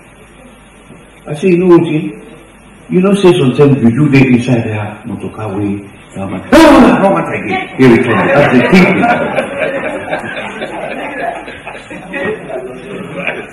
Well, he didn't stop there. We were asked to get 6 vehicles, top of the range, Land Cruisers. The following day, he got 3 companies, all Nigeria. We went to road transport. These companies bid it, and one of them got it. They didn't go anywhere. We were expecting them to go to Accra or Dakar. They went to Conakry, took 4 low quality new Land Cruisers and 2 old ones. They brought them to Freetown. Sprayed them. It was during the period of spraying them that we discovered that we had done that. And the next thing was we bet and bet and bet. All right. Anyway, my family, that na Alhaji Fode Yansane, Secretary General of the All People's Congress, the incumbent political party in the country, talking about the presidential candidate of the Coalition for Change, C4C. I mean, so can you imagine? These are the same people where they want for talk to Alhaji Samuel Samsumana now. Oh, we want for talk to him. In our party, we don't have permanent enemies. We have permanent interest. Also, now your interest no more important. When I know the kind of humiliation when I give this man, when I make the man they run for in life, when I almost be one for kill this man, and you know, family, when I want to know, check the records, check history. When you check history, you go find out, say, one of the notorious things that the APC is good at, either they put them vice presidents in a jail, or they kill them. I mean, you just check the record. I don't want to call names, but you know exactly. You just check them. You know, either they arrest them, put them in jail, or they kill them. So Alhaji Samuel Samsumana narrowly escaped that, because that was the entire plan. Now, the whole thing here is this: inside the APC constitution, the constitution don't talk say when you expel a member of the APC from the party, you say we don't want you again. That member, they get 30 days. They get the right for appeal that case in 30 days. Whether he want for stay or he want for come out. But it gets 30 days for may appeal. Now, when we expel Alhaji Samuel Samsumana from the APC, did you guys give him that 30 days for appeal the case? No. As soon as I don't pull him, then quick one, the president say go sack him. Right? So, what we can tell people and say APC, not a party we believe in democracy. Now party this way, the one that we able for manage, stay then reach na that top. Now then get the party, now then get saying, now then get control over una. So now make me not to a tribalist. But I've been tell Zainab Bangura, when I be one of the presidential candidates inside the APC. I tell her, say, Zainab, first of all, you not go ever be a presidential candidate inside APC. No matter how good you are, no matter how vocal you are, no matter how you say you don't work at the UN, you will never. Because APC does not believe in making females their leaders. If na inside SLPP, then get level playing field where you did it, once you do the job well, you aspire to any position. So if na SLPP you been designer, you go get enough for the presidential candidate in the party. Maybe if you don't even get a good chance for beat Madabio. Right? So APC, they not believe in democracy.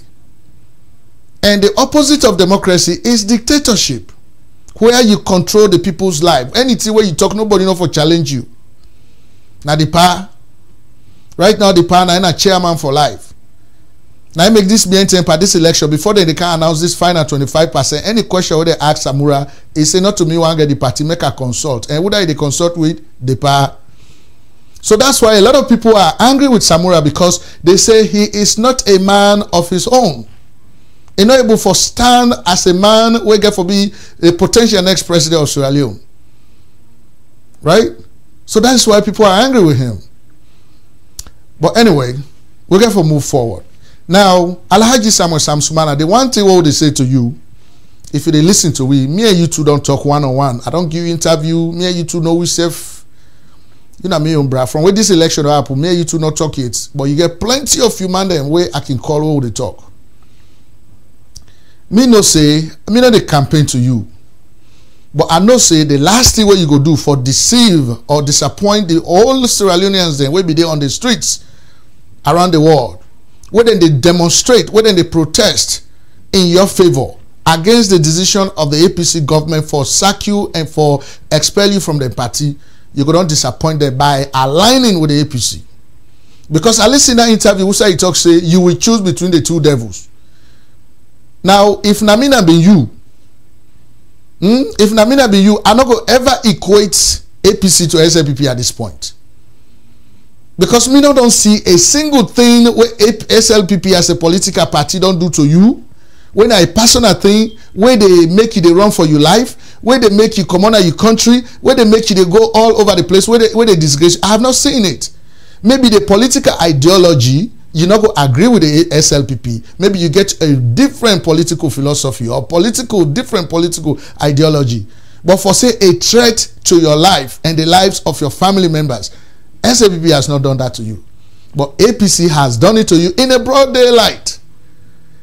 So when you talk, so you go choose between the two evils. I do not agree with you. These are not two evils as far as you are concerned. If there is a word that is even more deeper than evil, use them for APC because of what they do for you. They didn't do to you. Right? But anyway, you young people in Akono, we see a cross-section of them. We come, then talk on this issue. Let's listen to what they say.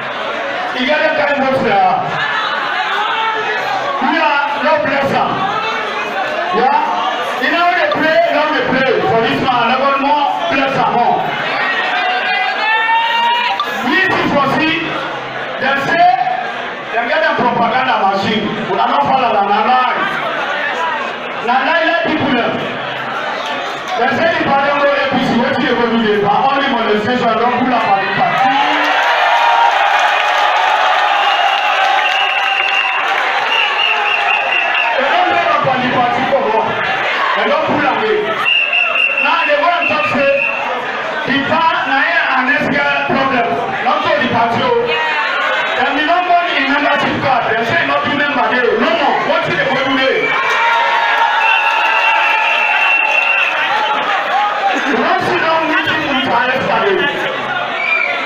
teenager in a classroom by wedding bar. SLPP don't need to get it.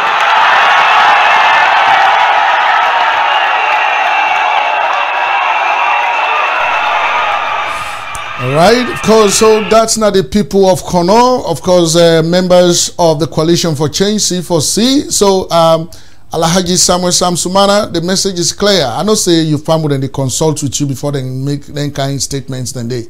But it look like say the people in Kono then vex. And not to the normal vex, we all vex. Like me waiting up now when that thing they happen, not to because I know one day don't meet Alhaji Samuel Samsumana then saying and they. E no sabi me, I no sabi am, na Texas a day. I buy plane ticket more than $300. I fly to Washington for make I be part of that demonstration. Because we were doing it to set a precedent for stop the APC and President Ernest Bai Krumah from violating our constitution. At least we get what we call due process. Then we get what we call consulting with parliament. Now we lawmakers them. Now then get the right. Waiting with constitution talk say if the vice president don't get any sickness, we don't incapacitate him for doing job. Either na sick, he don't sick, or na die, he don't die, or he don't get mental problem, he not able doing job again. You, the president, you they recommend na parliament. Na parliament, they hold discussions and agree. Then self they vote self, not to one person they grab na parliament, they vote on these things. But you want green grab, you say you don't sack the man, then you call Victor Fo, you go swear in a state house, then bam, now that is our next vice president. And the same Victor Fo, they can't see now before we say, oh, we they talk to Alhaji Samuel Samsumana. Some of us want to see you aligning yourself with the APC. Let us see you do that one day. Once you do that one day, you don't kill your political career. Anything where you want in politics, now Sierra Leone, you get it again. First of all, they miss where APC, they miss you, they're not going to miss you this time. Because the agenda not go change. Because they don't label, you all can label. And once they talk and the way they manage to talk, that is coming from their heart. This is the belief they have about you. It's not going for change because of runoff election. It's going to remain that way.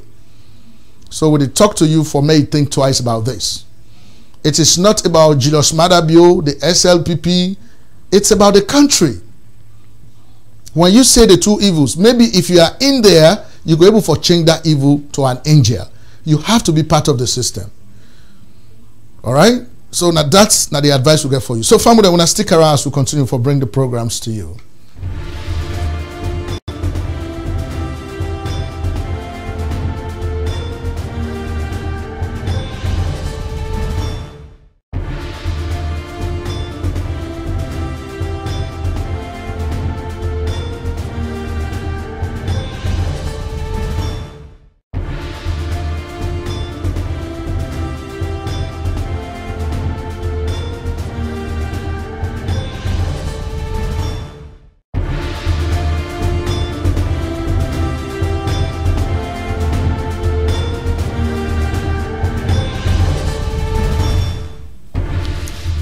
Right, of course, from with Campton live from Houston, Texas, based in from studio number 8.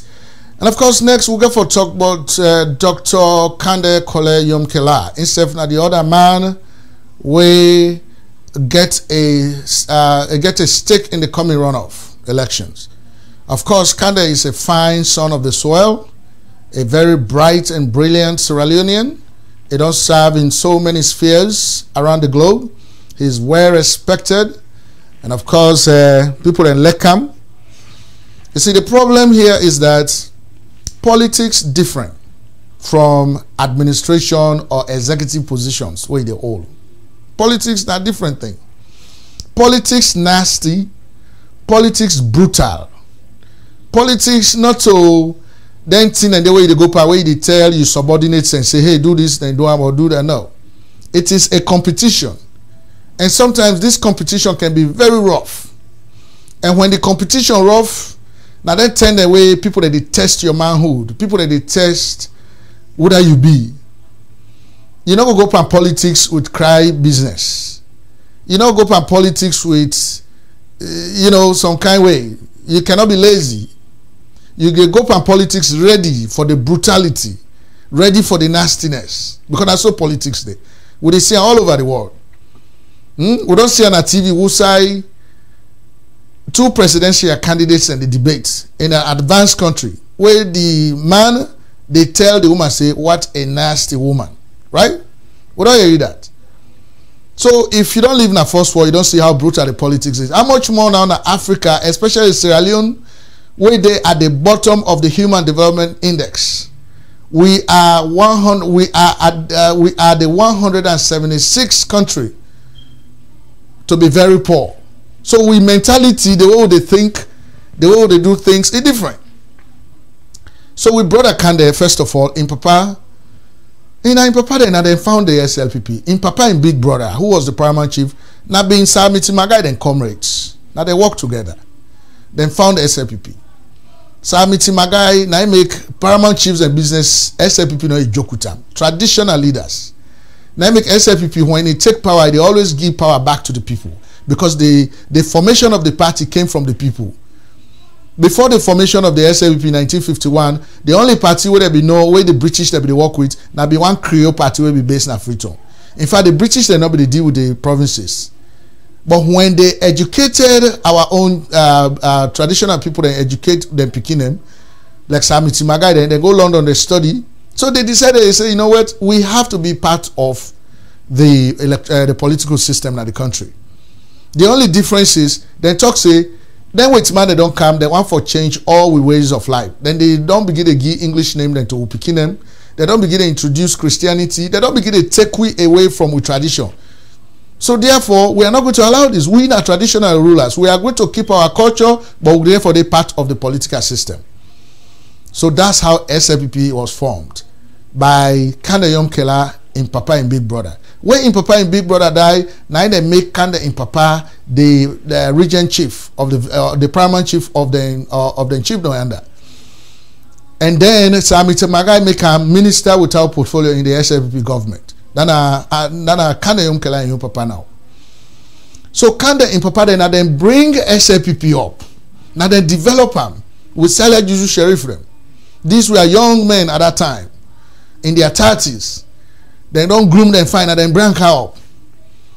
Alright? Just like many other people. Now, Kande may not be the part of SLPP for a very long time. Alright?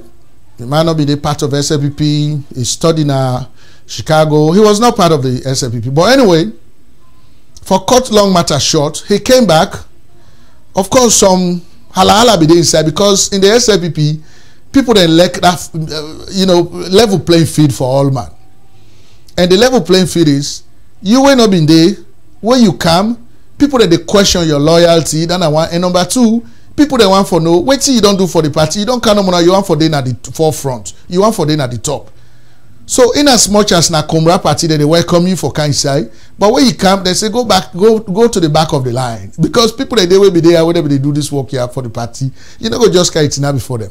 So now under the whole goes come on, you know say kind of now in back now man way like confusion this that I mean not confusion really, but you know he's a little arrogant and arrogant in a positive way, not too arrogant negatively, you know.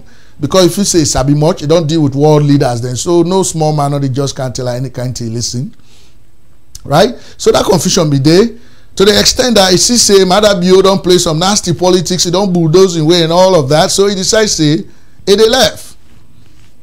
But the difference between Kande Yom Kela and Alhaji Samuel Samsumana is that Alhaji Samuel Samsumana was expelled by his own members from APC and sacked by the president. Kande Yom Kela left the SLPP on his own personal accord, his own volition, not to nobody drive him. Now himself say they left. He left. And from where he left, nobody not talk no bad thing about him. Nobody not ever call his name. Nobody not ever question his citizenship. Nobody not ever do anything. SLPP never did anything. Right? So if we don't go into election, in fact, we appreciate the fact that the NGC and Kande, they introduced a new concept in the political landscape in Sierra Leone. They created awareness among the people. They make the people that became aware very much about their surroundings. They know their rights. They know their civic right between what is right and what is wrong. They knew these things. So NGC should be compensated, should be appreciated for that kind of way they educate with people inside this election. Nobody else not do that. So the kind of work NGC don't do to this point, And the kind of votes then where they don't get by this election, the last thing where NGC go on for do is to align themselves with the APC. Because when you do that, you are killing the aspirations of a very promising political party. Because this party will get the potential for form government of that country in the long run. Because APC, like how you know them, they're not like competition. Oh, just now, right now that they talk to you, fine. Oh, can't join with? Well, you know, brother, you know this. That bakasoka damn safe when ABC can now you bring the idea. Now you make people and can do inspection. Now you do. The president don't look down on that. They no one for even know nothing what you don't do concerning that. They don't try for question your citizenship. They want pull your name come up at the presidency for say you're not a candidate, you're not for even TNAP. They want disgrace you. They want molest you the same way they do Sam Sumana. So the last thing you would like to do, no matter which disagreement there between you and SLPP, but if you are going to choose between these two political parties, I know if you say it will be in your best interest to go with the APC. Because if you do that, as soon as APC assume office, the first item on the agenda is to kill your political party. And if you not be careful, they step down on you some kind of way, you know, they're able for grab. Just go ask Charles Magai. In 2007, Charles Magai now make all the loud mouth. It come up behind the SLPP, TNAP with the APC. They like it today, it get 0.7% in a national election. You know what the APC then do to Charles Magai. So maybe it's the same thing you want to do. But anyway, Dr. Kande Yomkela talk himself after the election. But the talk where he talk is like, himself the way he thinks. You know? I don't know what to make these politicians. It's very difficult for them to come out. I don't know if now the strategy. I mean, I don't kind of patient I don't get. If now me not being presidential candidate, I don't consult with me people at all. I'm out and I don't tell people that who say they. But anyway, let's listen to Kande waiting self talk. My name is Alhaji Dr. Kande Kole Yumkela, the presidential candidate for the National Grand Coalition Party. I feel honored to address you today to thank all Sierra Leoneans for participating in the elections that we just concluded. I want to thank my supporters and the supporters of the NGC for their gallant participation in these elections. I want to take this opportunity as well to thank all our colleagues from the diaspora for their continued support to our party, and also for a number of them who took the time to come to our country and also participate not only in terms of voting but also serve as agents in some of the locations and were also in the communities continuing to canvass support for the party. The election results have been announced. We as the National Grand Coalition, we've taken note of the results. In the interest of peace and stability of the country, we have taken note. We're still reviewing these results in the light of the significant number of irregularities we have observed from the RRF forms and also from our own investigations across the country about various voting malpractices. We in the NGC believe in peace and stability of our country, our beloved Sierra Leone. We want to implore all our supporters that they remain calm, they should believe in democracy and democratic processes, and remain calm until we in the leadership review these results and give our own pronouncement as to what we believe about the credibility of our electoral system. We must address that issue because it's not only the National Grand Coalition that pointed out significant numbers of irregularities. It is good for the country because these are the first set of elections we have tried to conduct 100% by Sierra Leoneans. It will be a good lesson for us to learn what we did well, but also what we didn't do well. Otherwise, we will institutionalize these irregularities, which will always affect the outcomes of our elections. Going forward, concerning the runoff, the National Grand Coalition has sent out teams now across the country to consult with our key stakeholders. They will complete that exercise in the next few days, and we will make a formal statement about our position with regards to the runoff. I take this opportunity again to reaffirm what we in the National Grand Coalition stand for. We participated in these elections with a clear message, one of which was to end corruption and the leakages in our system. Number two, we advocated for the basic needs of the common man: better education, clean water, good health care, and yes, jobs for the youth, and also support to women and the physically challenged persons in our society. We also advocated for an inclusive, free and just society. Justice matters. And if people's votes were denied, if people are forced to be in penury and poverty, that is injustice. And so yes, we will continue that quest. In fact, we have received the opportunity to really continue the struggle for the voiceless. And that struggle will never stop. The National Grand Coalition, whatever our position will be in the runoff, the National Grand Coalition is here to stay. We will reorganize ourselves. We will expand our support base and ensure that, yes, we are ready for whatever elections will be coming in the next few years. We've won some parliamentary seats. We will use that as a platform for the voiceless to ensure that those value systems that we've advocated for, that we campaigned on, will continue to be the fundamental pillars of our democracy in Sierra Leone. So I want to thank all of you again for supporting the National Grand Coalition. I want to say, a luta continua.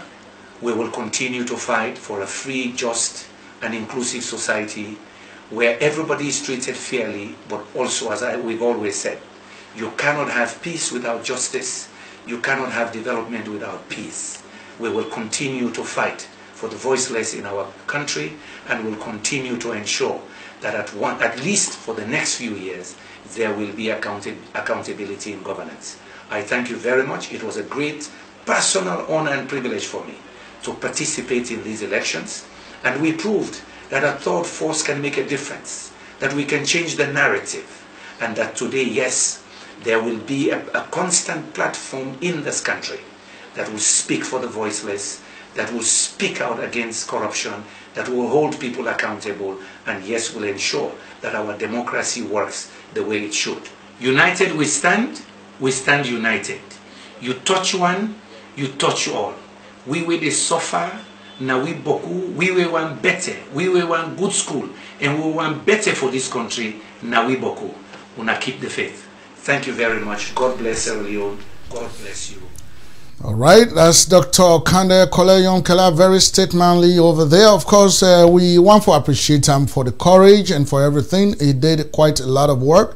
Of course, it changed the political landscape in the country, and he created awareness among the people. The people now know their rights. They know what their responsibilities are as citizens of the country. And so we say a lot of thanks and appreciation to Dr. Kande Kole-Yom-Kela for making it happen that way. And so just like I don't talk, they say they don't send members then all over the country for me and consult. And then after consultation, they were able to tell whose side they stand on the runoff. So we are going to see that. But no matter what consultation they do, we don't tell you Kande. The only thing where you go do for this election, I know if you say you want for side with the people that will humiliate you. In as much as we are telling Kande to be on the side of the SLPP, I think say the SLPP get the responsibility for do one thing very, very important. And this is so important. Alhaji Kande Kole-Yom-Kela imama go na the SLPP office at some point. And people that be there at that SLPP party office, where they be they allege for say, na be supporters of Julius Maada Bio, that mamide hijab will be wearing an aid, then pull on an aid, then drop on a ground. Today, no SLPP member not come up for apologize openly to that mamide for what be happen. For go apologize to the mamina and host, now one thing. But the thing happened in public. So you guys should actually apologize to this mommy in public. I think that's the first step way then for do. But anyway, presidential candidate Julius Maada Bio been get an interview with AYV TV with Sister Channel and Afrita himself on these issues. And it talked this small about waiting at the thing, waiting at the way forward and what is happening. I mean, Julius Maada Bio don't attend so many interviews. But 2 areas then they where Julius Maada Bio don't appear where it personally impressed me as a person. Number 1, the debate where them get, because that whole idea about the debate was because of him.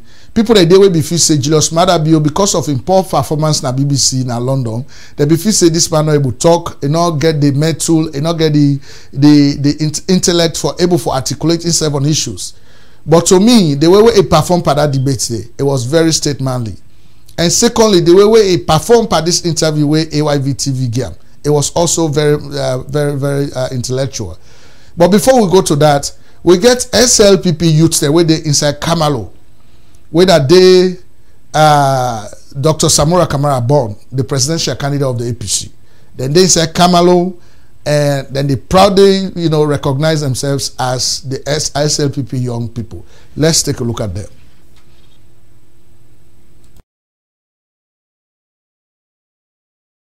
One state house. One state house. One Kamalo. One Marabio. One Kamalo. One Marabio. One Marabio. One Kamalo. I tell you, people that they Kamalo right now, this time use them. These are people that want to vote not based on tribal business.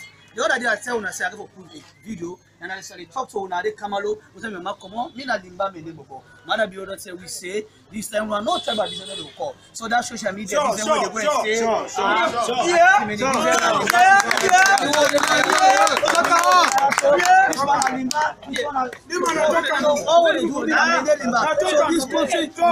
one Kamalo, one Marabio, one Kamalo, one Marabio, one Marabio. Me say na dey come on. I'm not able to stop me from one Kamalo, and I did it right now. One Kamalo, one Marabio, one Marabio, one Kamalo. I'm going to ask one people, one country, one people, one country, one country, one people, one retirement of Julius Maada Bio, one state house. For B, even all right, and so me family na that. Now we get another video now, so we want for show you where na the APC them then gathers on side, right? Where they all then the campaign for this election.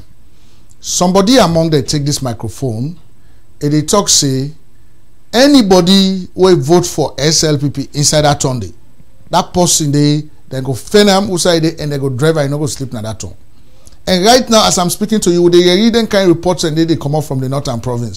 For say that they harass SLPP members, then they beat people on the other side and they actually said it on video. Let us see how that they happen. Stick around.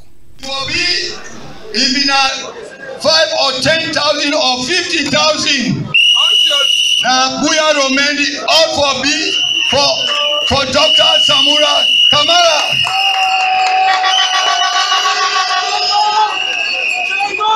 For any other no see if it be SLPP, we go all Tenaya, we go find the SLPP then we vote for them people will vote for SLPP, we go find them now we are Romendi and that day they not sleep now.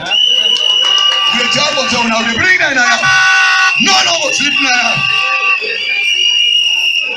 So with the one on now, we not be make up on our mind or make up on our mind straight because we don't want no one off by this business here. No way. No one off. Now what you want to tell una for B, even 5 or 10,000 or 50,000. All right, and so my family, when I don't hear that, and we are talking about democracy, wherein people have right for me to vote for any political party of their choice. But this is APC telling people for say anybody where you vote for for SLPP na that turn, you know you sleep na that turn. And these things are happening now. They are harassing our people. So then things that way APC they do in the 1970s. Now they don't come back in the 2018. Can you imagine? So is that going forward or going backwards? I think we are going backwards, ladies and gentlemen. That's what is going on. So this is very disheartening. Very, very disheartening, right? So now that happened. But anyway, presidential candidate of the SLPP was given an exclusive interview on after the presidential, elections and the results when they announced. At any rate, we want to say kudos to the SLPP because first in history for let APC they in power, you will come up from being you can't beat them, you did be ahead of them. Even if you go to runoff, I think say they did a good job. And plenty of people that believe say SLPP don't win that election anyway. If they don't get the 56%, but because they not be one for, they want let go run off. Now make them play all kind of thing. But anyway, the end will justify the means. Let's see the interview from Julius Madabio. Love to have you. Thank you. First off, what is the feeling comparing the 2012 to this 2018 election? Well, I think it's always a good feeling to succeed, leading the incumbent into a runoff.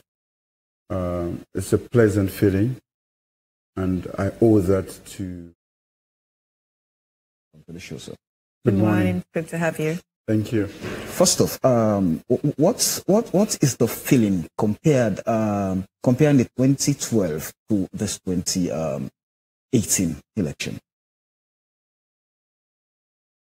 Well, I think it's always a good feeling to succeed, leading the incumbent into a runoff. It's a pleasant feeling, and I owe that to the people of Sierra Leone, those who voted, and those who did not even vote for me. The last time in 2012, we didn't have a runoff. Everything took place very quickly, and it was all over.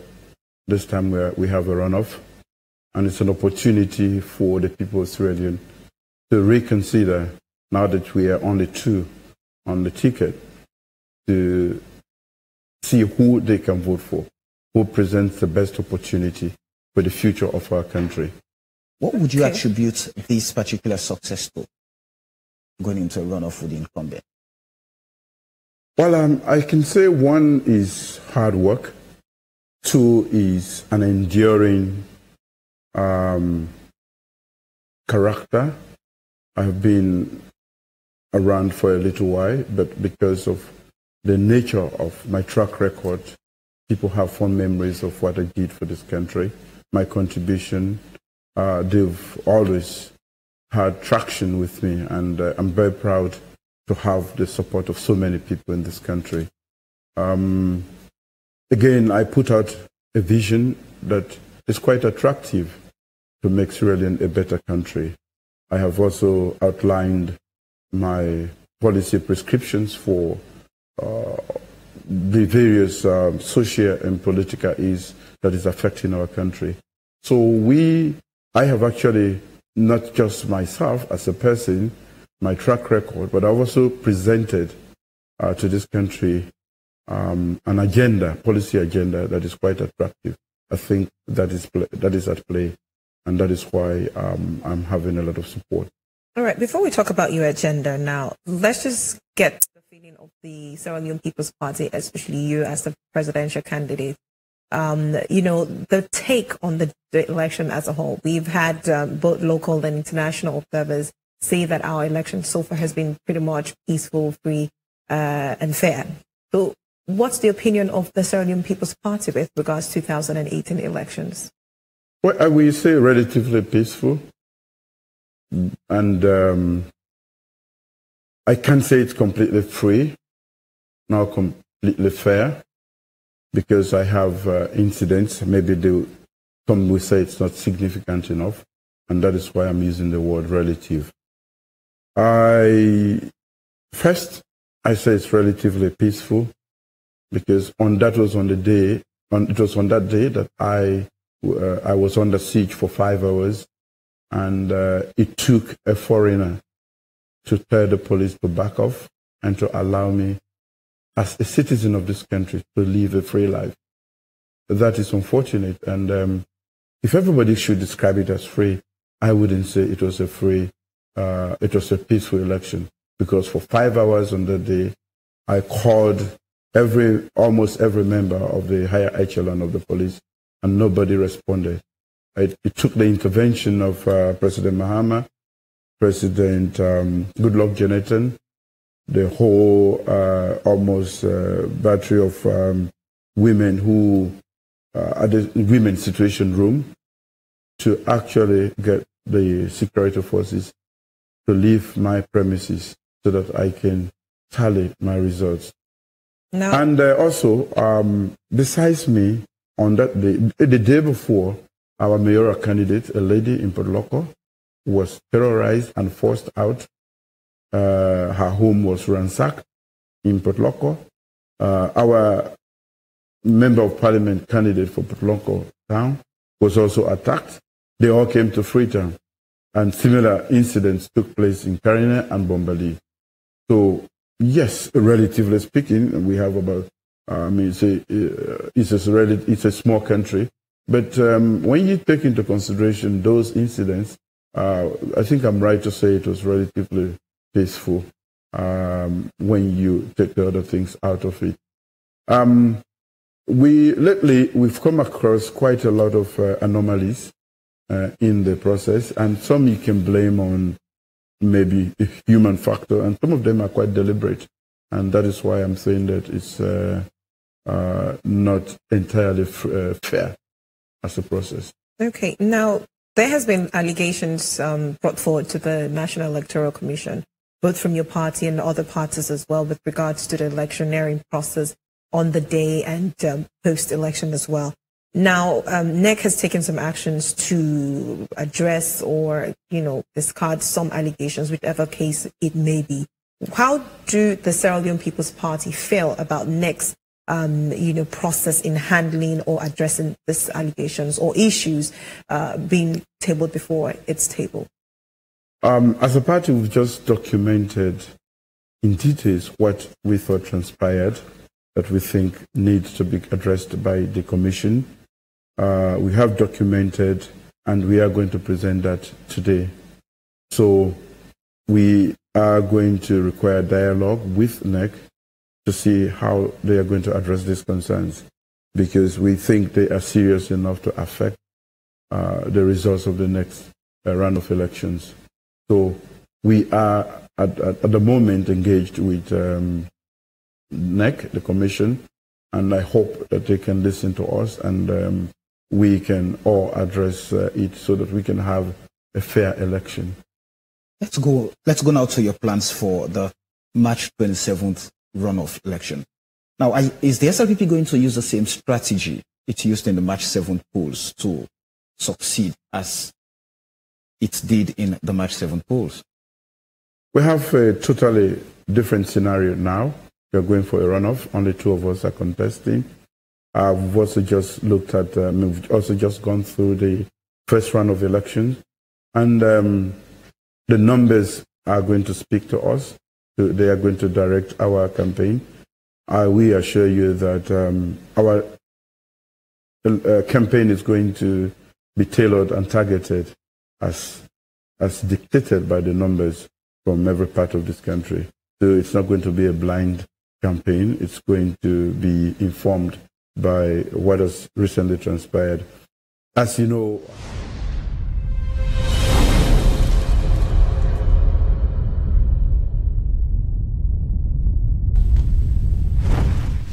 all right, of course, ladies and gentlemen, that was Dr. Julius Madabio, of course, presidential candidate for the SLPP, exclusively talking out there on after the election, all of the issues. I think, say, the way I see Julius Madabio for this interview, he's very presidential, he's very calm, he's very much in control of everything right about this time.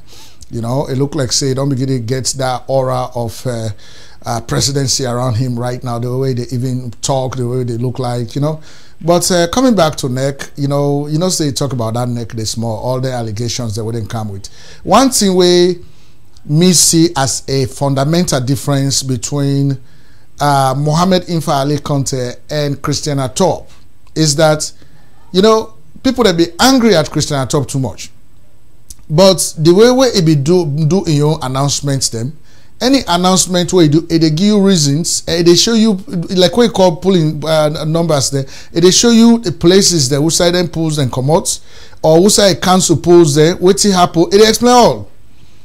But Mohammed Infa Ali Conte just they can't give you figures. You know, it tell we which side don't cancel election. I mean, polls then which votes they don't cancel, which votes they where it take, which region this. You know, it tell we nothing. It just they give you figures, 50 fata. They don't give you figures. They can't shape the 25% or middle. They say you take 249,000. You say take 249,000 even. It take away from the SLPP. After where SLPP don't win 56%. Instead don't talk about we interview for say.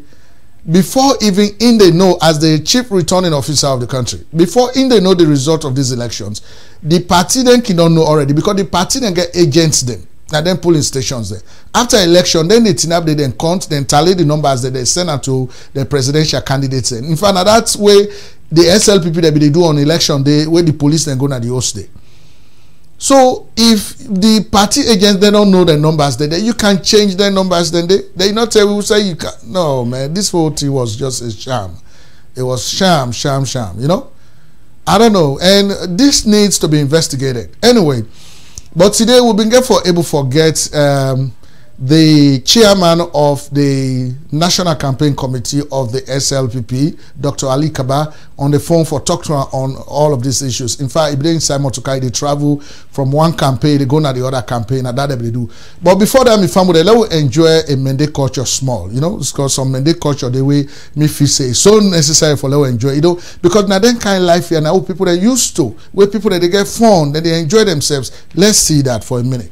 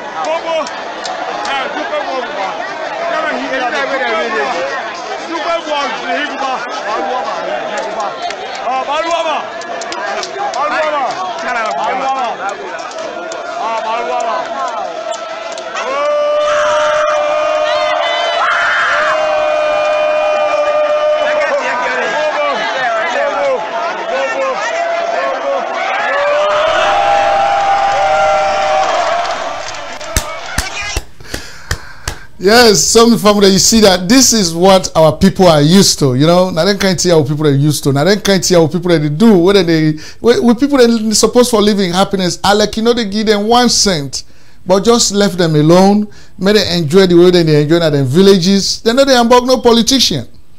But then politicians, they come by 1 grain or 2 people that action, then disrupt the entire happy life of people that they get. You know, can you imagine them people and they, the way that they enjoy at the village? Where that devil don't go pant up the house, they demonstrate, they do things that is joy right there. And when I all know say when somebody is happy inside in body, in hormones they all they help them for let it get good system, get you know for strengthening immune system. So like sickness not the whole and no more. This is what our people are used to. So just see waiting display on that. But anyway, so now we'll go to some interviews we'll give today. Me and the young generation leader of the SLPP will be happen for inviter and our studio come. We talk to the Secretary General of the SLPP, National Secretary General, Mr. Umaru Napoleon Koroma. So let's see that interview once right now for see waiting happen today. All right. So my family then wanna stick around as we bring that exclusive interview to now. Okay, and so with family just like how we on the tell we for able for bring in some SLPP stakeholders then for talk to we about the election at Sierra Leone. So today we get a special guest in our midst we the National Secretary General of the Sierra Leone People's Party, Mr. Umaru Napoleon Koroma. Of course, they're on the road right now. So hopefully the network will be good, but in case we lost them now because they're on the way to travel for go apply. And so we'll get for talk to him today exclusively for let it give you some ideas about waiting they go on inside the SLPP at this point, preparing towards the runoff. Of course, with me in the studio now, Mr. Mohammed Ba, the young generation leader of the SLPP in North America. And so, Mr. Ba, you want to start by talking to Mr. Napoleon? Well, Mr. Napoleon, how do you do, sir? I do fine. Good afternoon, Mohammed Ba. Right. Thank you very much for the call. That's good. Okay, so Boss Napoleon, we not say we're busy right now, so we appreciate you for coming on. But you go able for giving a quick update on waiting they go on inside the SLPP now as when they prepare for the runoff. Yeah, thank you very much. Yes, sir. Mr. Ba and Mr. Sheriff for the call. Of course, necessary declaration the nation runoff. We begin to disappointment, a little bit of failure to support us because we believe when we go on the elections, our people came out to vote, and we got the figures right.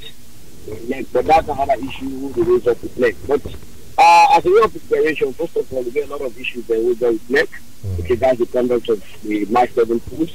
We will not raise them up with them in the form of a letter, we don't send them to them, and we want to let them respond to the one we need. We need to them Monday and start the conversation. But coming going forward, as a political party, the belief says majority of Australians then don't vote against the APC. They want the APC game. We put the percentage together within the majority. So as SLPP we lead in the first poll, the first mission has been trying to come together and talk to the other political parties and we'll get a winning alliance able to remove the APC coming out of power on the 27th day of March. So we have been meeting and talking to the other political parties and all of them actually in the meetings and then they go on well. When we finalize the details then we will make a public or we'll make the whole country and the world knows the majority of Australians are tired of the APC and they want the positive change going forward for our country. Right. And that's why we're standing also as a party we don't come back. We supporters there, we membership them into the mind of preparing for the runoff.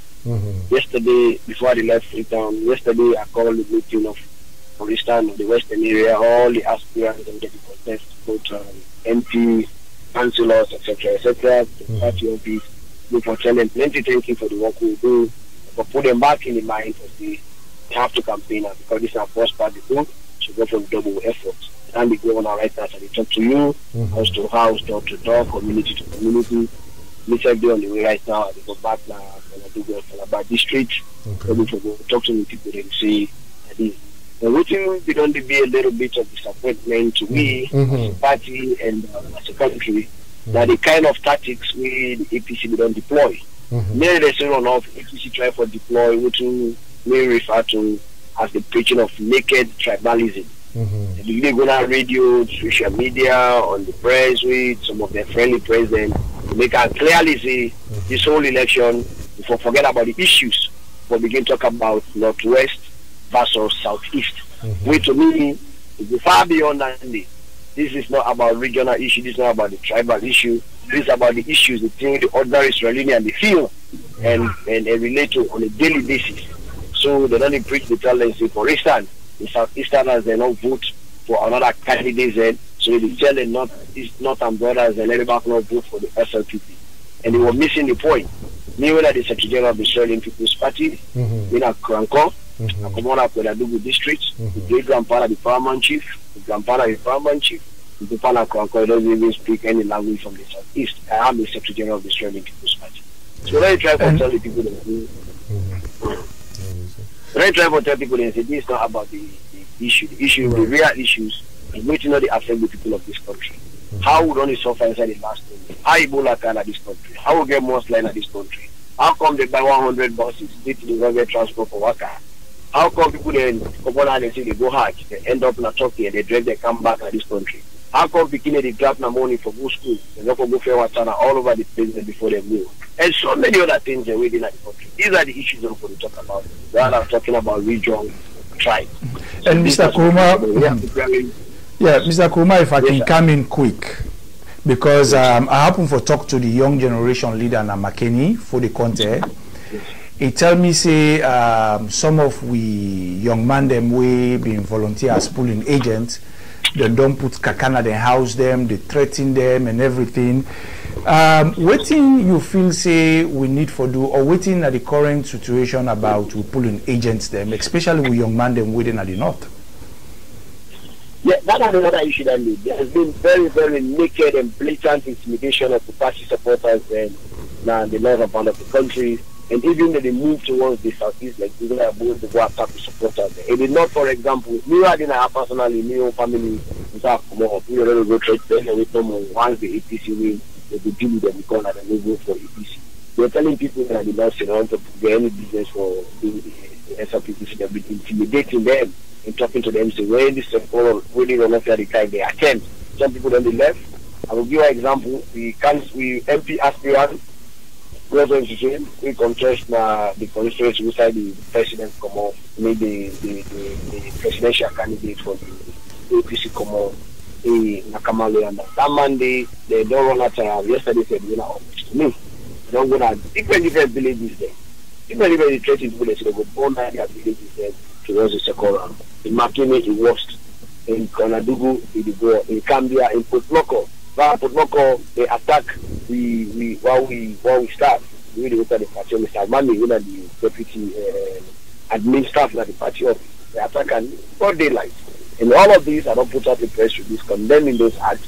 They released several complaints to the police, and the reaction of the police will be very, very slow. Until yesterday, so the chairman and leader of the organizing secretary go meet to the police and the ONS and other security forces, them by them. We look for putting complete there very strongly. They are sure we see they could provide security to them, and then go back like the police because we have to campaign for the runoff, and they don't want to put them in campaign. That's why they have to do them. And the thing that they do, not for let them show to anybody who can hear with this will happen to us. But and so, people that determine. Yes, Napoleon. And so the other thing is, you know, we get this so many complaints, incredible. So we get intelligence when they come to read from Sierra Leone for say, even the law enforcement they involved by this vote rigging, wherein then they go vote different side them, and some of the polling box, the ballot boxes, the way that they left not then care, then say they stuff them. So how much confidence do the SLPP has in the? I mean, does the SLPP have in the police force of Sierra Leone for many able for police this runoff here when they come away, no complaint or go there? before the election, so we don't notice that we don't sign there. We write a lot of letters and we get a lot of discussion around that, telling the people, waiting the police they are about to do. I mean, I'm not going to say the entire police force exactly, but there are elements within the police force. We definitely do them collusions and they. In Falaba, for example, in a police station, the ward coordinator, the ward there, he's right inside the police area, the ballot boxes were kept. The agents then go meet the ward coordinator. Then an APC party agent try to break his team like a ballot box. When we talk then they say, no, the man at the door carries no all day, but this happened in a police station. Yeah. Then we don't receive very, very clear evidence. The last station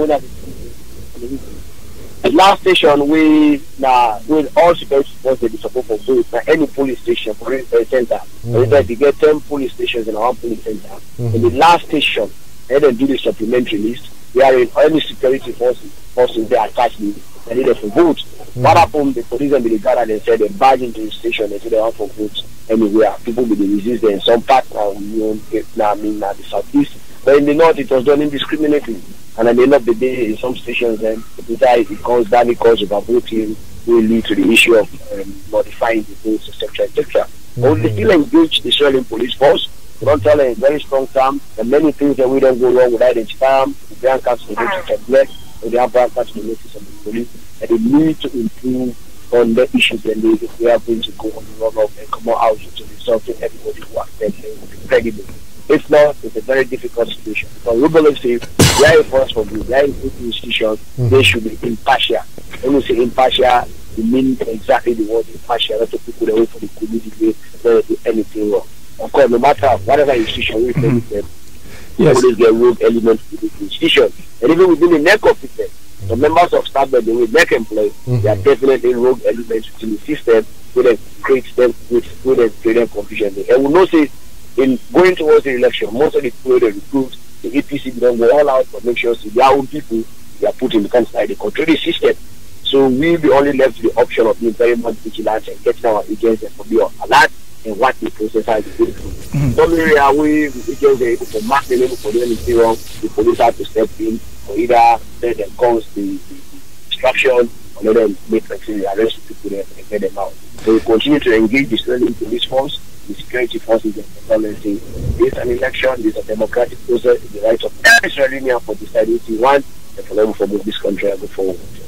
That brings me to the attention for I ask you about the youths and the women them. Within our message, because this story they see about APC is very, very concerning. So I don't know which message the party get right now for we young people, especially the female and the male young, people in the country. Yeah, we in the SLPP, we always tell them we stand for benefit a lot on a very peaceful election. Right on the fact, the SLPP is the moral guarantor of the peaceful Sierra Leone and today. We don't do anything for jeopardize that peace. We are here today, we will not be anything escalating because the SLPP is having lots of restraint. The APC hears little or nothing about reaching the goal. That's why we don't even intercept things them at the hand, badge them. We tell them the APC youth operations in move, wherein they have facts, knives and bags and they carry the one for worker around winter. So to the SLPP youth, if we continue, let them be very, very much slow to anger, let them continue for investigation, let them increase on their vigilance and make sure say our votes are not stolen on the 27th day of March. We will not engage in any violent act. We will continue to maintain the peace. That's why we continue to make complaints every day to the point that the government spokesperson in which are really the refer to we as crime baby. We are not crime baby. We are only being very, very much responsible because we believe having a peaceful Sierra Leone in the interest of the people of this country. Not the one that will be in governance for 10 years, but amass wealth, ill-gotten wealth, and the one for still use them to perpetrate violence against our innocent people. Then that their own problem mandate. But we in the SLPP, the general Sierra the young man in this country are really suffer every day. So the young man they will find out very difficult for their 100 years for I would say they eat for the day. This is about you. And nobody not go take money and give you and tell you say who stole somebody else or who born somebody else. But the APC is at it. Just even today, at the on the way I travel to go Kabbalah and I receive a call. The MP aspirant, Mr. Ibrahim Sheriff, commonly known as Tawa, in Lumley area, Monday, one of the Cornigo area, the pass around the megaphone, the campaign, in and date today for one. He was attacked. The man that they won't do them, erupting out and talk to you, you don't know what will happen to him. I sleep and call and phone the home, and the family very much worried about that and so speak to you. And the man that they won't do, police don't go apprehend them, tell me, say, they're not Lumley police station, they follow up on that issue right now. But these are the kind of situation where they happen right now in our country. Why should the restraining said the other side, the APC, the sponsor, the young man in this country have ordered perpetrate violence against the people of this country. And we believe on the 27th day of March, before this country will come out, they will speak through the ballot box, and the APC will be history. And so, Mr. Kuroma, you know, we obviously, from everything where they happen at the country, they show, like I say, nobody know the who will go report to where go stand for the rights of the people, especially law enforcement. And so they say one area will say whether they rig the election now because the party agents they're not the focus, they're not the pay attention. Like when you go to that polling station, you're not party agent where you supposed for monitor waiting the apple. They say even if you blink your eye in that during that time we don't blink your eye, but good thing go don't happen. So waiting at the preparations of the SLPP for ensure say the one that when our party agents and when they did at the polling stations there that they not give up, that they stay, they let them treat it as a national service, like saying a fast and the fast, but they really able for work for the party from the time when they go to up in the morning all the way to the time when they count, let them take note of all the tags them, waiting at the preparations of the party towards that. Yeah, as I thought, yeah, that's good. The elections management body, the EMC, get managers and for the entire 17 electoral district over Australia. Going for yesterday, they want to dispatch back, go back into the various districts and look at the agents. Then the agents that we used the last time, I mentioned we do the list and try to see they will definitely know some issues to deal with the replace and get some other agents there. That job will be completed latest by Monday, Tuesday, they will report back to you, and we will engage in vigorous training. Last time we were a little bit cut by time, but we therefore engage them now, vigorous training, give them back the necessary package there, and continue to talk to them, encourage them to say it's a national service. It's not about somebody going there the night of the election and use small money to go lucky, I better do the wrong thing. Do that, we will destroy this country. So we are going to train them again. They review the entire agency then the place, and this time around they go in the second round. We're happy and many people don't come forward when they see the issues and very, very responsible people. They all run for staff at the agent within the executive people, a lot of people that don't come. Some people that within their community who really want to see the back these guys now saying we cannot coming forward. We are ready to be agents. And this has been the message from the flag bearer, this has been a message from the chairman and leader, this has been a message from the party secretary. We have to come and offer ourselves to serve as agents that will protect people on this 27th day of March 2020. Okay. And at this moment, waiting at the confidence level of all we chairman them within at the north, especially in the north. Yeah, they are very much confident. I don't before the left country, I don't talk to the chairman at Tonkolili, talk to the regional secretary at the north.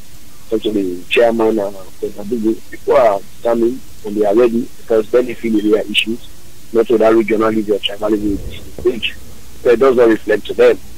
They will do the little bit, still do very, very much nasty, excusing for the language, speak to the school, not to try to speak to that, not to region they speak to that, and the failures on the part of the government. So the people that understand the issues. So whether it's whether radio, the speech, all of them can hit messages they meet our people. Our people that they go on, they know. Then they are the president for the last 10 years. They never see government go in one block, the one cement blocks, do new school for them. One day, they don't put that water for them, or we build a hospital for them. So that tribal talk and that regional talk, they know they resonate through them. They are ready to build up their confidence for that. Like I say, I'm going back into my region. They still going to continue to speak for them. When on listen, whatever message they preach of region or tribe, we try for claims to the other party where they are about to win because the APC knows that the SLPP is leading the selection. They believe will continue to be in the lead of the 27th day of March. So now the only weapon we don't left at the hand is use intimidation and tribalism. That will not resonate with us. Our people are determined to come out and put them out that day. Yeah. By any chance, the police commissioner at the McKinney area, we don't talk to them because what some of we don't see in social media is very worrisome.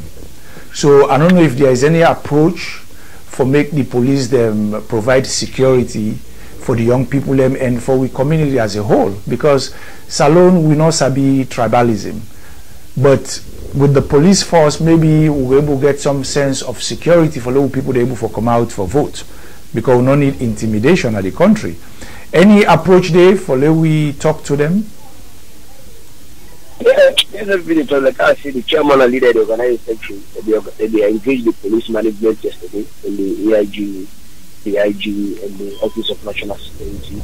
And all of the issues indeed there is among them. And from there, they respond to some of them and they form a coordinating unit in which the organizing section they handle that list. The service you send to them, any of them send directly to them and they will respond. And the people that they don't drive now, then the police present by their own, by them people that make the APC higher top them, they don't drive the people that the Boko, Kamakona, them. They are usually will take them back and they provide security for them to go back into their community. And another issue will happen, we get reported they say the minister of local government, Mayat Kaikai, go to one village, they are in Nagbala and Kailan, in instructs where they hold the 11 people that must be all themselves.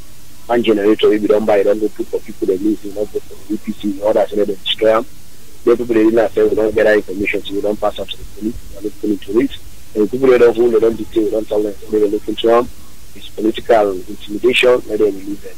So we are working, the response so far for the meeting with yesterday to yesterday, and the monitor to today is going on well, and they respond quickly. And we hope say they will for standard command from the Ethiopia to reach the last officer there. But like I said, many institutions you get rogue elements. So then they are not saying they will receive the instruction, but they go out for do their own thing because either they are heavily, aligned to their own political party, and they want for serve there, they want for do something they should be set up for to do this way. But we continue to engage the police leadership and for tell them it becomes very difficult. We name them publicly, and then the world knows it. These are the rogue elements within the force and do this. But the police management has been very responsive since we met today yesterday, and they are responding to our calls now and respond to the issues.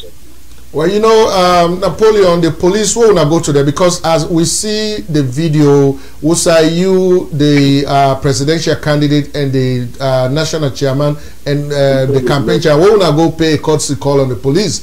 And when I talk on all of the issues there, then talk fine back to now. But when it comes to the practical way, we say they for implement waiting and they talk, then they do things that way completely different.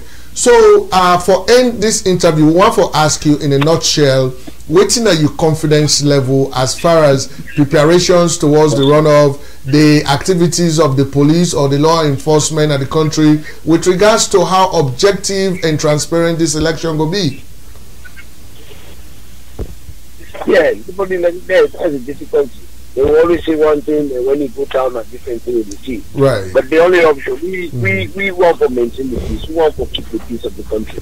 The only option left that we have is to continue to engage them on a continuous basis. And we then encourage the police management, let them know they are a state institution. That police force is not a person personal property. That police force is not conveyed to any one political party, not belong to any one political party. Government don't be in this country before the APC. The APC don't carry, don't go other party, don't come, again. The APC will go again and the country will continue to run. So their loyalty should not be to the APC, it should be to the people of this country. And each and every member, be you SLPP, be you APC, be you C4C, whatever you are, we are also Libyan, and they get the responsibility to provide security for them. They have primacy over state security. But you tell person, you go talk to the management, they're like, I say, there's only concern that we go there on the ground, one LUC or one sergeant, they under one inspector, they just go do what I say, arrest this person and knock about, without even proper investigation, just because somebody by the department to assist it. So it's a very difficult situation. We're also engaging the international community on that. And all the issues they live with the police are very, very negative responses. They will be during the election. They don't broadcast the attention of the international community. And this engagement yesterday, we not only engage with them, then set up that coordinating unit. And the KC, over these last 2 days, while they monitor the issues that wouldn't come to me, or send out to them, we have been looking into it. We hope we will take a between now, few days coming, then continue how we do. be on them again towards elections, and we'll see how they will proceed to handle the situation. All right. Okay. Well, we want to say a lot of thanks to you, Mr. Napoleon, National Secretary General of the SLPP. We tell you plenty thank you for your time and for everything we want to do. We wish you the best and the party the best, you know, as we go into the runoff. Mr. Napoleon, thank you so much for honoring our interview. All right, so we'll talk later. All right, ladies and gentlemen, so that now Mr. Umaru Napoleon Koroma, of course, a Kuranko by tribe, but he is the National Secretary General of the Sierra Leone People's Party. So this is what we call a national political party. You know, SLPP not a tribalistic party. You see, the one where they commit crime, now then they always accuse the others then for sin, and then they can commit crime. I mean, how can anybody refer to SLPP as a tribalistic tribe? I mean, party. I mean, look at Napoleon where they talk. This na Kranko by tribe, na Konadugu district he come out. He is the National Secretary General of the party. The former chairman and leader of the SLPP was a Timini by tribe. So what's that SLPP tribalistic? This is why I don't understand. How about the APC? Look at the cabinet way and Esbai Kroma be run for 10 years. When you check inside, if not to Northern Province you come out, then you know then Timini there or Limbade way we don't come out from the Northern Province, we don't come now Frito, you don't base it. It was very tribalistic. I mean, look at the way we then distribute the national resources. Go na Kenema right now. When a rainy season a poto did it. When a dry season a dust. People that they inhale that dust, they go inside and longs them. Look at go to McKinney and see how the streets in town. We're not there against McKinney because we all not the same country come on. But when I get a leader where they constantly try for divide, you know, I mean, look at the electoral map. When you look at that electoral map, you go see say Sierra Leone is divided into 2 equal halves, right? But anyway, that was Umaru Napoleon Koroma, National Secretary General of the Sierra Leone People's Party, SLPP, right? All right, so ladies and gentlemen, one for me stick around as we talk to the national chairman of the SLPP. This is not a very short one because it'll be the only way it'll go to another campaign, but we'll try for grab and quick for we'll talk with him. So let's see that interview as well. Stick around with us. Thank you for this opportunity. As you rightly said, a busy time for we right now, moving from place to place. Every vote counts. But I also want to just say that we run off campaign strategy with our full and right now across the country. And as we speak, clear to we say the people that then our side. As soon as I know, we go into a runoff. But that runoff, clearly they show say APC don't weak, that we don't really dislodge them. We dislodge them at the western area, we dislodge them also at the north, and then not get no prayer place right now for turn to. And the strategy right now for make sure say we increase the presidential votes across the country and also reduce their votes simultaneously. So what would they try to do now for make sure say we engage the communities them across the country. So now inter-community campaign place to place for the people then take ownership of this campaign, knock on doors, go out there, talk to people, and at the end of the day make sure say we protect the vote. So we prepare the basic campaign infrastructure and make people knock out APC and make work, you know, we are bad there and the body and the first round with the business, with the lead. So to run off and continue. Yeah, Dr. Kaba, one side we said people that they talk is that we go prepare the kind of way you don't put on. But they say even the law enforcement, whether they're supposed to police this election, now then back they engage in the rigging process, now then they stuff ballots them, the ballot boxes are whether they go keep now the police station, and by the time we do the clean, they don't stuff them. So how confident are we for say the Sierra Leone police force will be able to rely on them for police the election coming?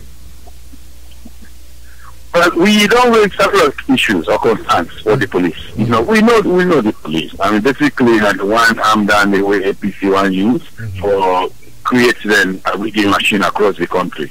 But we don't make them very clear. Say the police they need for continue for provide the service for all man in this country, but making sure they not interfere with the process. Because if they do that, then it is disenfranchise millions of people there. So the position is that police can police can normally do, but when they begin getting the business of you know, rigging elections, then we know therefore remain quiet. So we don't engage the police at the highest level. We also don't engage the international community. Make sure say they understand about the role of the security apparatus. And most of the issues then they will document them. And in fact, they put together to see them as evidence they come across the board about the role of the security apparatus. The one thing though I want to highlight is that right now, the APC and DOM finally settled only one strategy, which is intimidation. Then they go ask their supporters then at the north, because they see the numbers go up. The increase is so significant that they realize also we don't really penetrate. So what they do village to village now, go now, basically make people afraid. Anybody vote for SLPP now, they drive you. Anybody vote for Milima now, they drive you. So they don't go back to that tribal card. If the politics official, the Democrats, they don't pass. You know, so APC desperate. Then they act out of fear. And because of that, then therefore beating the record, even threatening the peace and security of this country. So this APC government, now it threat to democracy. This APC government, now it threat to peace, and this APC government, it threat to national security. So now that side we need to pay attention. We don't share information with the international community. We want the real guarantors, the moral guarantors of this process here. And I hope, and Kuruma in particular, would think about new place, in history. That this not to time this now for ask for more time through the blood and death of people them. This violence would have unleashed. Well, about 3 hours ago, a group of campaign people are going to go free to air. So go attack them. And at the address before they even come go address a campaign rally now with the force. Now they head towards Aberdeen area now for can't talk to people. The story even McKinney, then they terrorize people there. So these guys want to impose the reign of terror in our country. So for people out here now for continue for actually hold this APC government accountable. Now say this election here, if they say then they read them, it will threaten the peace and security. Therefore allow the people them vote who they want. Dr. Kabada, bring me to the McKinney area, because I happen to talk to the young generation leader there, we tell me say they are under serious threat, and some of we the young people are concerned about the safety of young people in that country there. Waiting our message as SLPP to young people them, and waiting at the guarantee of the police force, especially in McKinney, for secure with young people them. Yeah, the YG, the young generation call me, we discuss that, I don't talk about that situation. But you see, the thing is that unless we put the security apparatus under control, I can tell them and say, by the time they win the election, people then will give up on the process. And we even want to suppress the votes, because they don't get the majority of the votes. So the strategy is let people not even vote. And by the way, they also want for you to travel card, let tension be, so that the unexcluded is carried away again now. Until you not get the constitutional foundation for more time, the strategy now is unleash some thugs then, pay that APC operatives then, kick boys then, gangbangers then, as we say back in Chicago, and spread it out in the villages and cause terror. And in the process, well, there is state of emergency. But I want to assure when I say the people in this country not will accept that. Yeah. So the thing is that in a place like McKinney, we just pray for continuing for the vigilant, for send some of the best people in the party here. Make sure they keep an eye on the electoral process, the election management process, and we want to make sure we protect the votes them be, so they no go play Yuki. The strategy they want overstuff the ballot in our area, so we go get overcount and therefore disqualification or notification or cancellation of the incident, right? But that is not going to work, because we smart now. We don't plan from this first phase here. We don't see another election management part and then Yuki they happen. So we ready for move forward and make sure we win the election. By the way, I don't reach the next destination for can warm up the base and secure more votes so that we'll get the retired Julius Maladi as President of the Republic of Salo March 27, sharp 12. One country, one people. Right? Thank you very much, Dr. Kaba. As always, we know say you not the Fire Brown, the Martin Luther King of Sierra Leone. We'll go talk to you later, sir. Okay, I can't do now. All right, there's too much noise. Okay.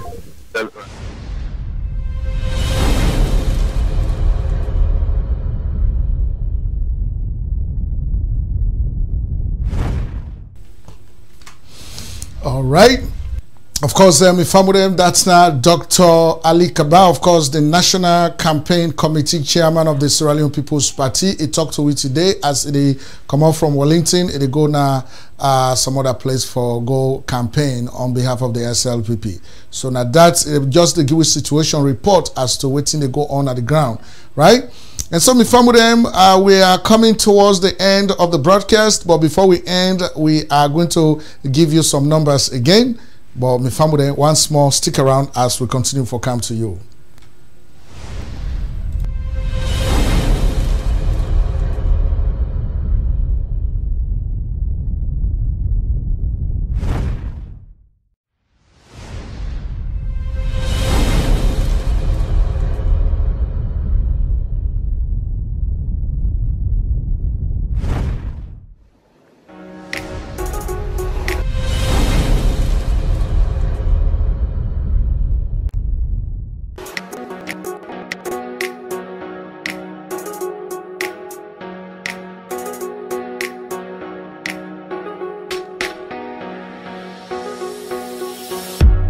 You're my green, white, and blue.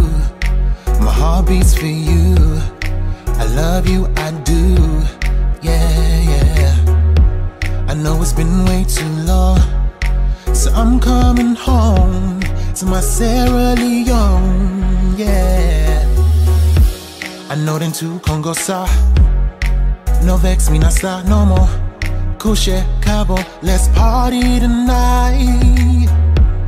I don't know what they said I was here to do. I just wanna dance with you. Sweetie, my sugar, my lady, my lover. So honey, let me hold you. Let me love you forever. Yeah, Bigly, oh, yeah. Welcome home, Sierra Leone. Couche, Cabo, my people, how now they do? It's been long time now. This your boy Bigly, Melvin. Now we coming home soon. Let the bars start flying. Let the wind start blowing hard. Let the sun keep shining. Let me hear that sweet anthem from the nation. How we exalt thee, how me born free. Let's pray for a better good leader. We go come change things, get the people them cooler. Now we on another level. New page, good ton, green, white and blue. Let's do it, huh? English is what I speak every day. Listen to the voice, listen to the sound, come dance to it. Man, I love you, Sierra Leone. If I die tonight, let my soul live with the people. I mean, yeah, I'ma coming home. I'ma come get blood, diamond and gold. I'ma come chill on the hillside and the seaside. Nice view, oh God, please protect Sierra. Now or never, come save us forever. I'm an African kid, Obi trying to lot, do the best things for his country. Oh God, bless us. My sugar, my lady, my lover. So honey, let me hold you. Let me love you forever. You're my sweetie, my sugar, my lady, my lover. So honey, let me hold you. Right, of course, my family that now Big Lee and Melvin, of course, my sugar, my honey, of course, Sierra Leone, at the place that no place like home. And so, my family, before we end this broadcast tonight, we get for bring you the numbers the way the National Electoral Commission present we per this election. So we make them say we forgo for runoff, right? After we, we feel say. SLPP be don't win 56% of the votes. But until National Electoral Commission are the mandated body we for announce election result. So we not dispute them. But the only thing we say we don't fax them. Right? And so one for talk to you about the numbers that we then present, again once more before we close down the broadcast for tonight. And so these are the numbers, right? Let's take a look at these numbers and see if waiting ever they present really makes sense, right? Now for the APC, then waiting the numbers that we next present. They say APC get 833,519 votes in the 75% plus 249,000 equals 1,082,519. Right? Now that they say we make APC. Okay, SLPP they say 848,438 plus 249,000, that's the equals 1,097,438. And now you see the O2 get 249,000 equally. Why should that be? 249,000 on the part of the APC, 249,000 on the part of the SLPP. So meaning that whatever votes, when at the 498,000 votes where the National Electoral Commission talk say, now the votes this way, then where people, Sierra Leonean people then vote for APC and SLPP by this 25% what he said. So that vote they then just take and divide equally between the two political parties. Another ever see that magical side, two political parties, they get the same votes. 498,000 votes divided by 2 is equal to 249,000. So they see the 249,000 on the side of the APC and the 249,000 on the side of the SLPP. We give and then totals them. So 833,519 votes during the 75% announcement when APC been get, plus the 249,000 when then divide between the two, it is equal to the number when the 1,082,519 when then give APC, when they say get the 42.7%, right? And then on the side of the SLPP, during the 75% announcement, SLPP been get 848,438. When they add that 249,000 that number they now make SLPP, they say it get 1,097,438. So then just equally dividing numbers and they between them. I mean, this is blatant abuse of the people, you know, in broad daylight. Now this then do Salon people then, you know, and so we just want for let me end this broadcast with that. Me fam with them. With a Sheriff's Broadcast Network, of course, we come to una live from studio number 8. We want for tell una plenty thank you Salon people then for we will they continue for hangout with we. Of course, election day we get for dinner, but before election day next weekend we get for bring come to una exclusively a report on the APC. We get for talk about the APC exclusively, right? Let's talk about everything we know about them and everything leading to this runoff election. So once more, me na Ibrahim Sheriff, I want for tell una plenty thank you for one of the, you know, follow we, one of the work with we, and one of the send we comments them, of course, videos, pictures, everything. We appreciate una for that. Thank you so much. And of course, we'll get for go back to Melvin and MJ, you know, for Medengiwi Salon, no place like home, right? So stick around with us and thank you for watching.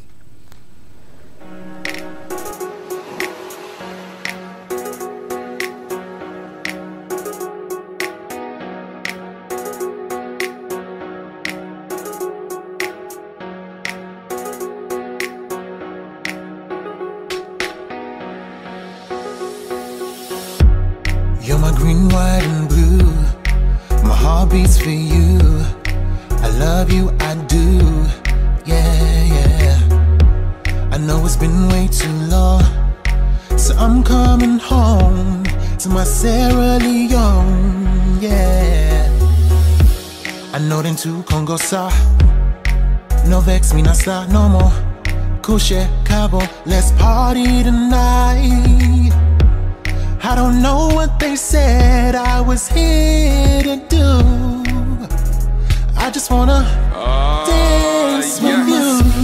Sweetie, my sugar, my lady, my lover. So honey, let me hold you. Let me love you forever. Yeah, Bigly, oh, yeah. Welcome home Sierra Leone. Kushe, Cabo, my people, how now they do? It's been long time now. This your boy Bigly, Melvin. Now we coming home soon. Let the bars start flying. Let the wind start blowing hard. Let the sun keep shining. Let me hear that sweet anthem from the nation. How we exalt thee. How me born free. Let's pray for a better good leader. We go come change things. Give the people them cooler. Now we on another level. New page, good turn. Green, white and blue. Let's do it. English is what I speak every day. Listen to the voice, listen to the sound, come dance to it. Man, I love you, Sierra Leone. If I die tonight, let my soul live with the people. Yeah, I'ma coming home. I'ma come get blood, diamond and gold. I'ma come chill on the hillside and the seaside. Nice view, oh God, please protect Sierra. Now or never, come save us forever. I'm an African kid, Obi trying to lot, do the best things for his country. Oh God, bless us. My sugar.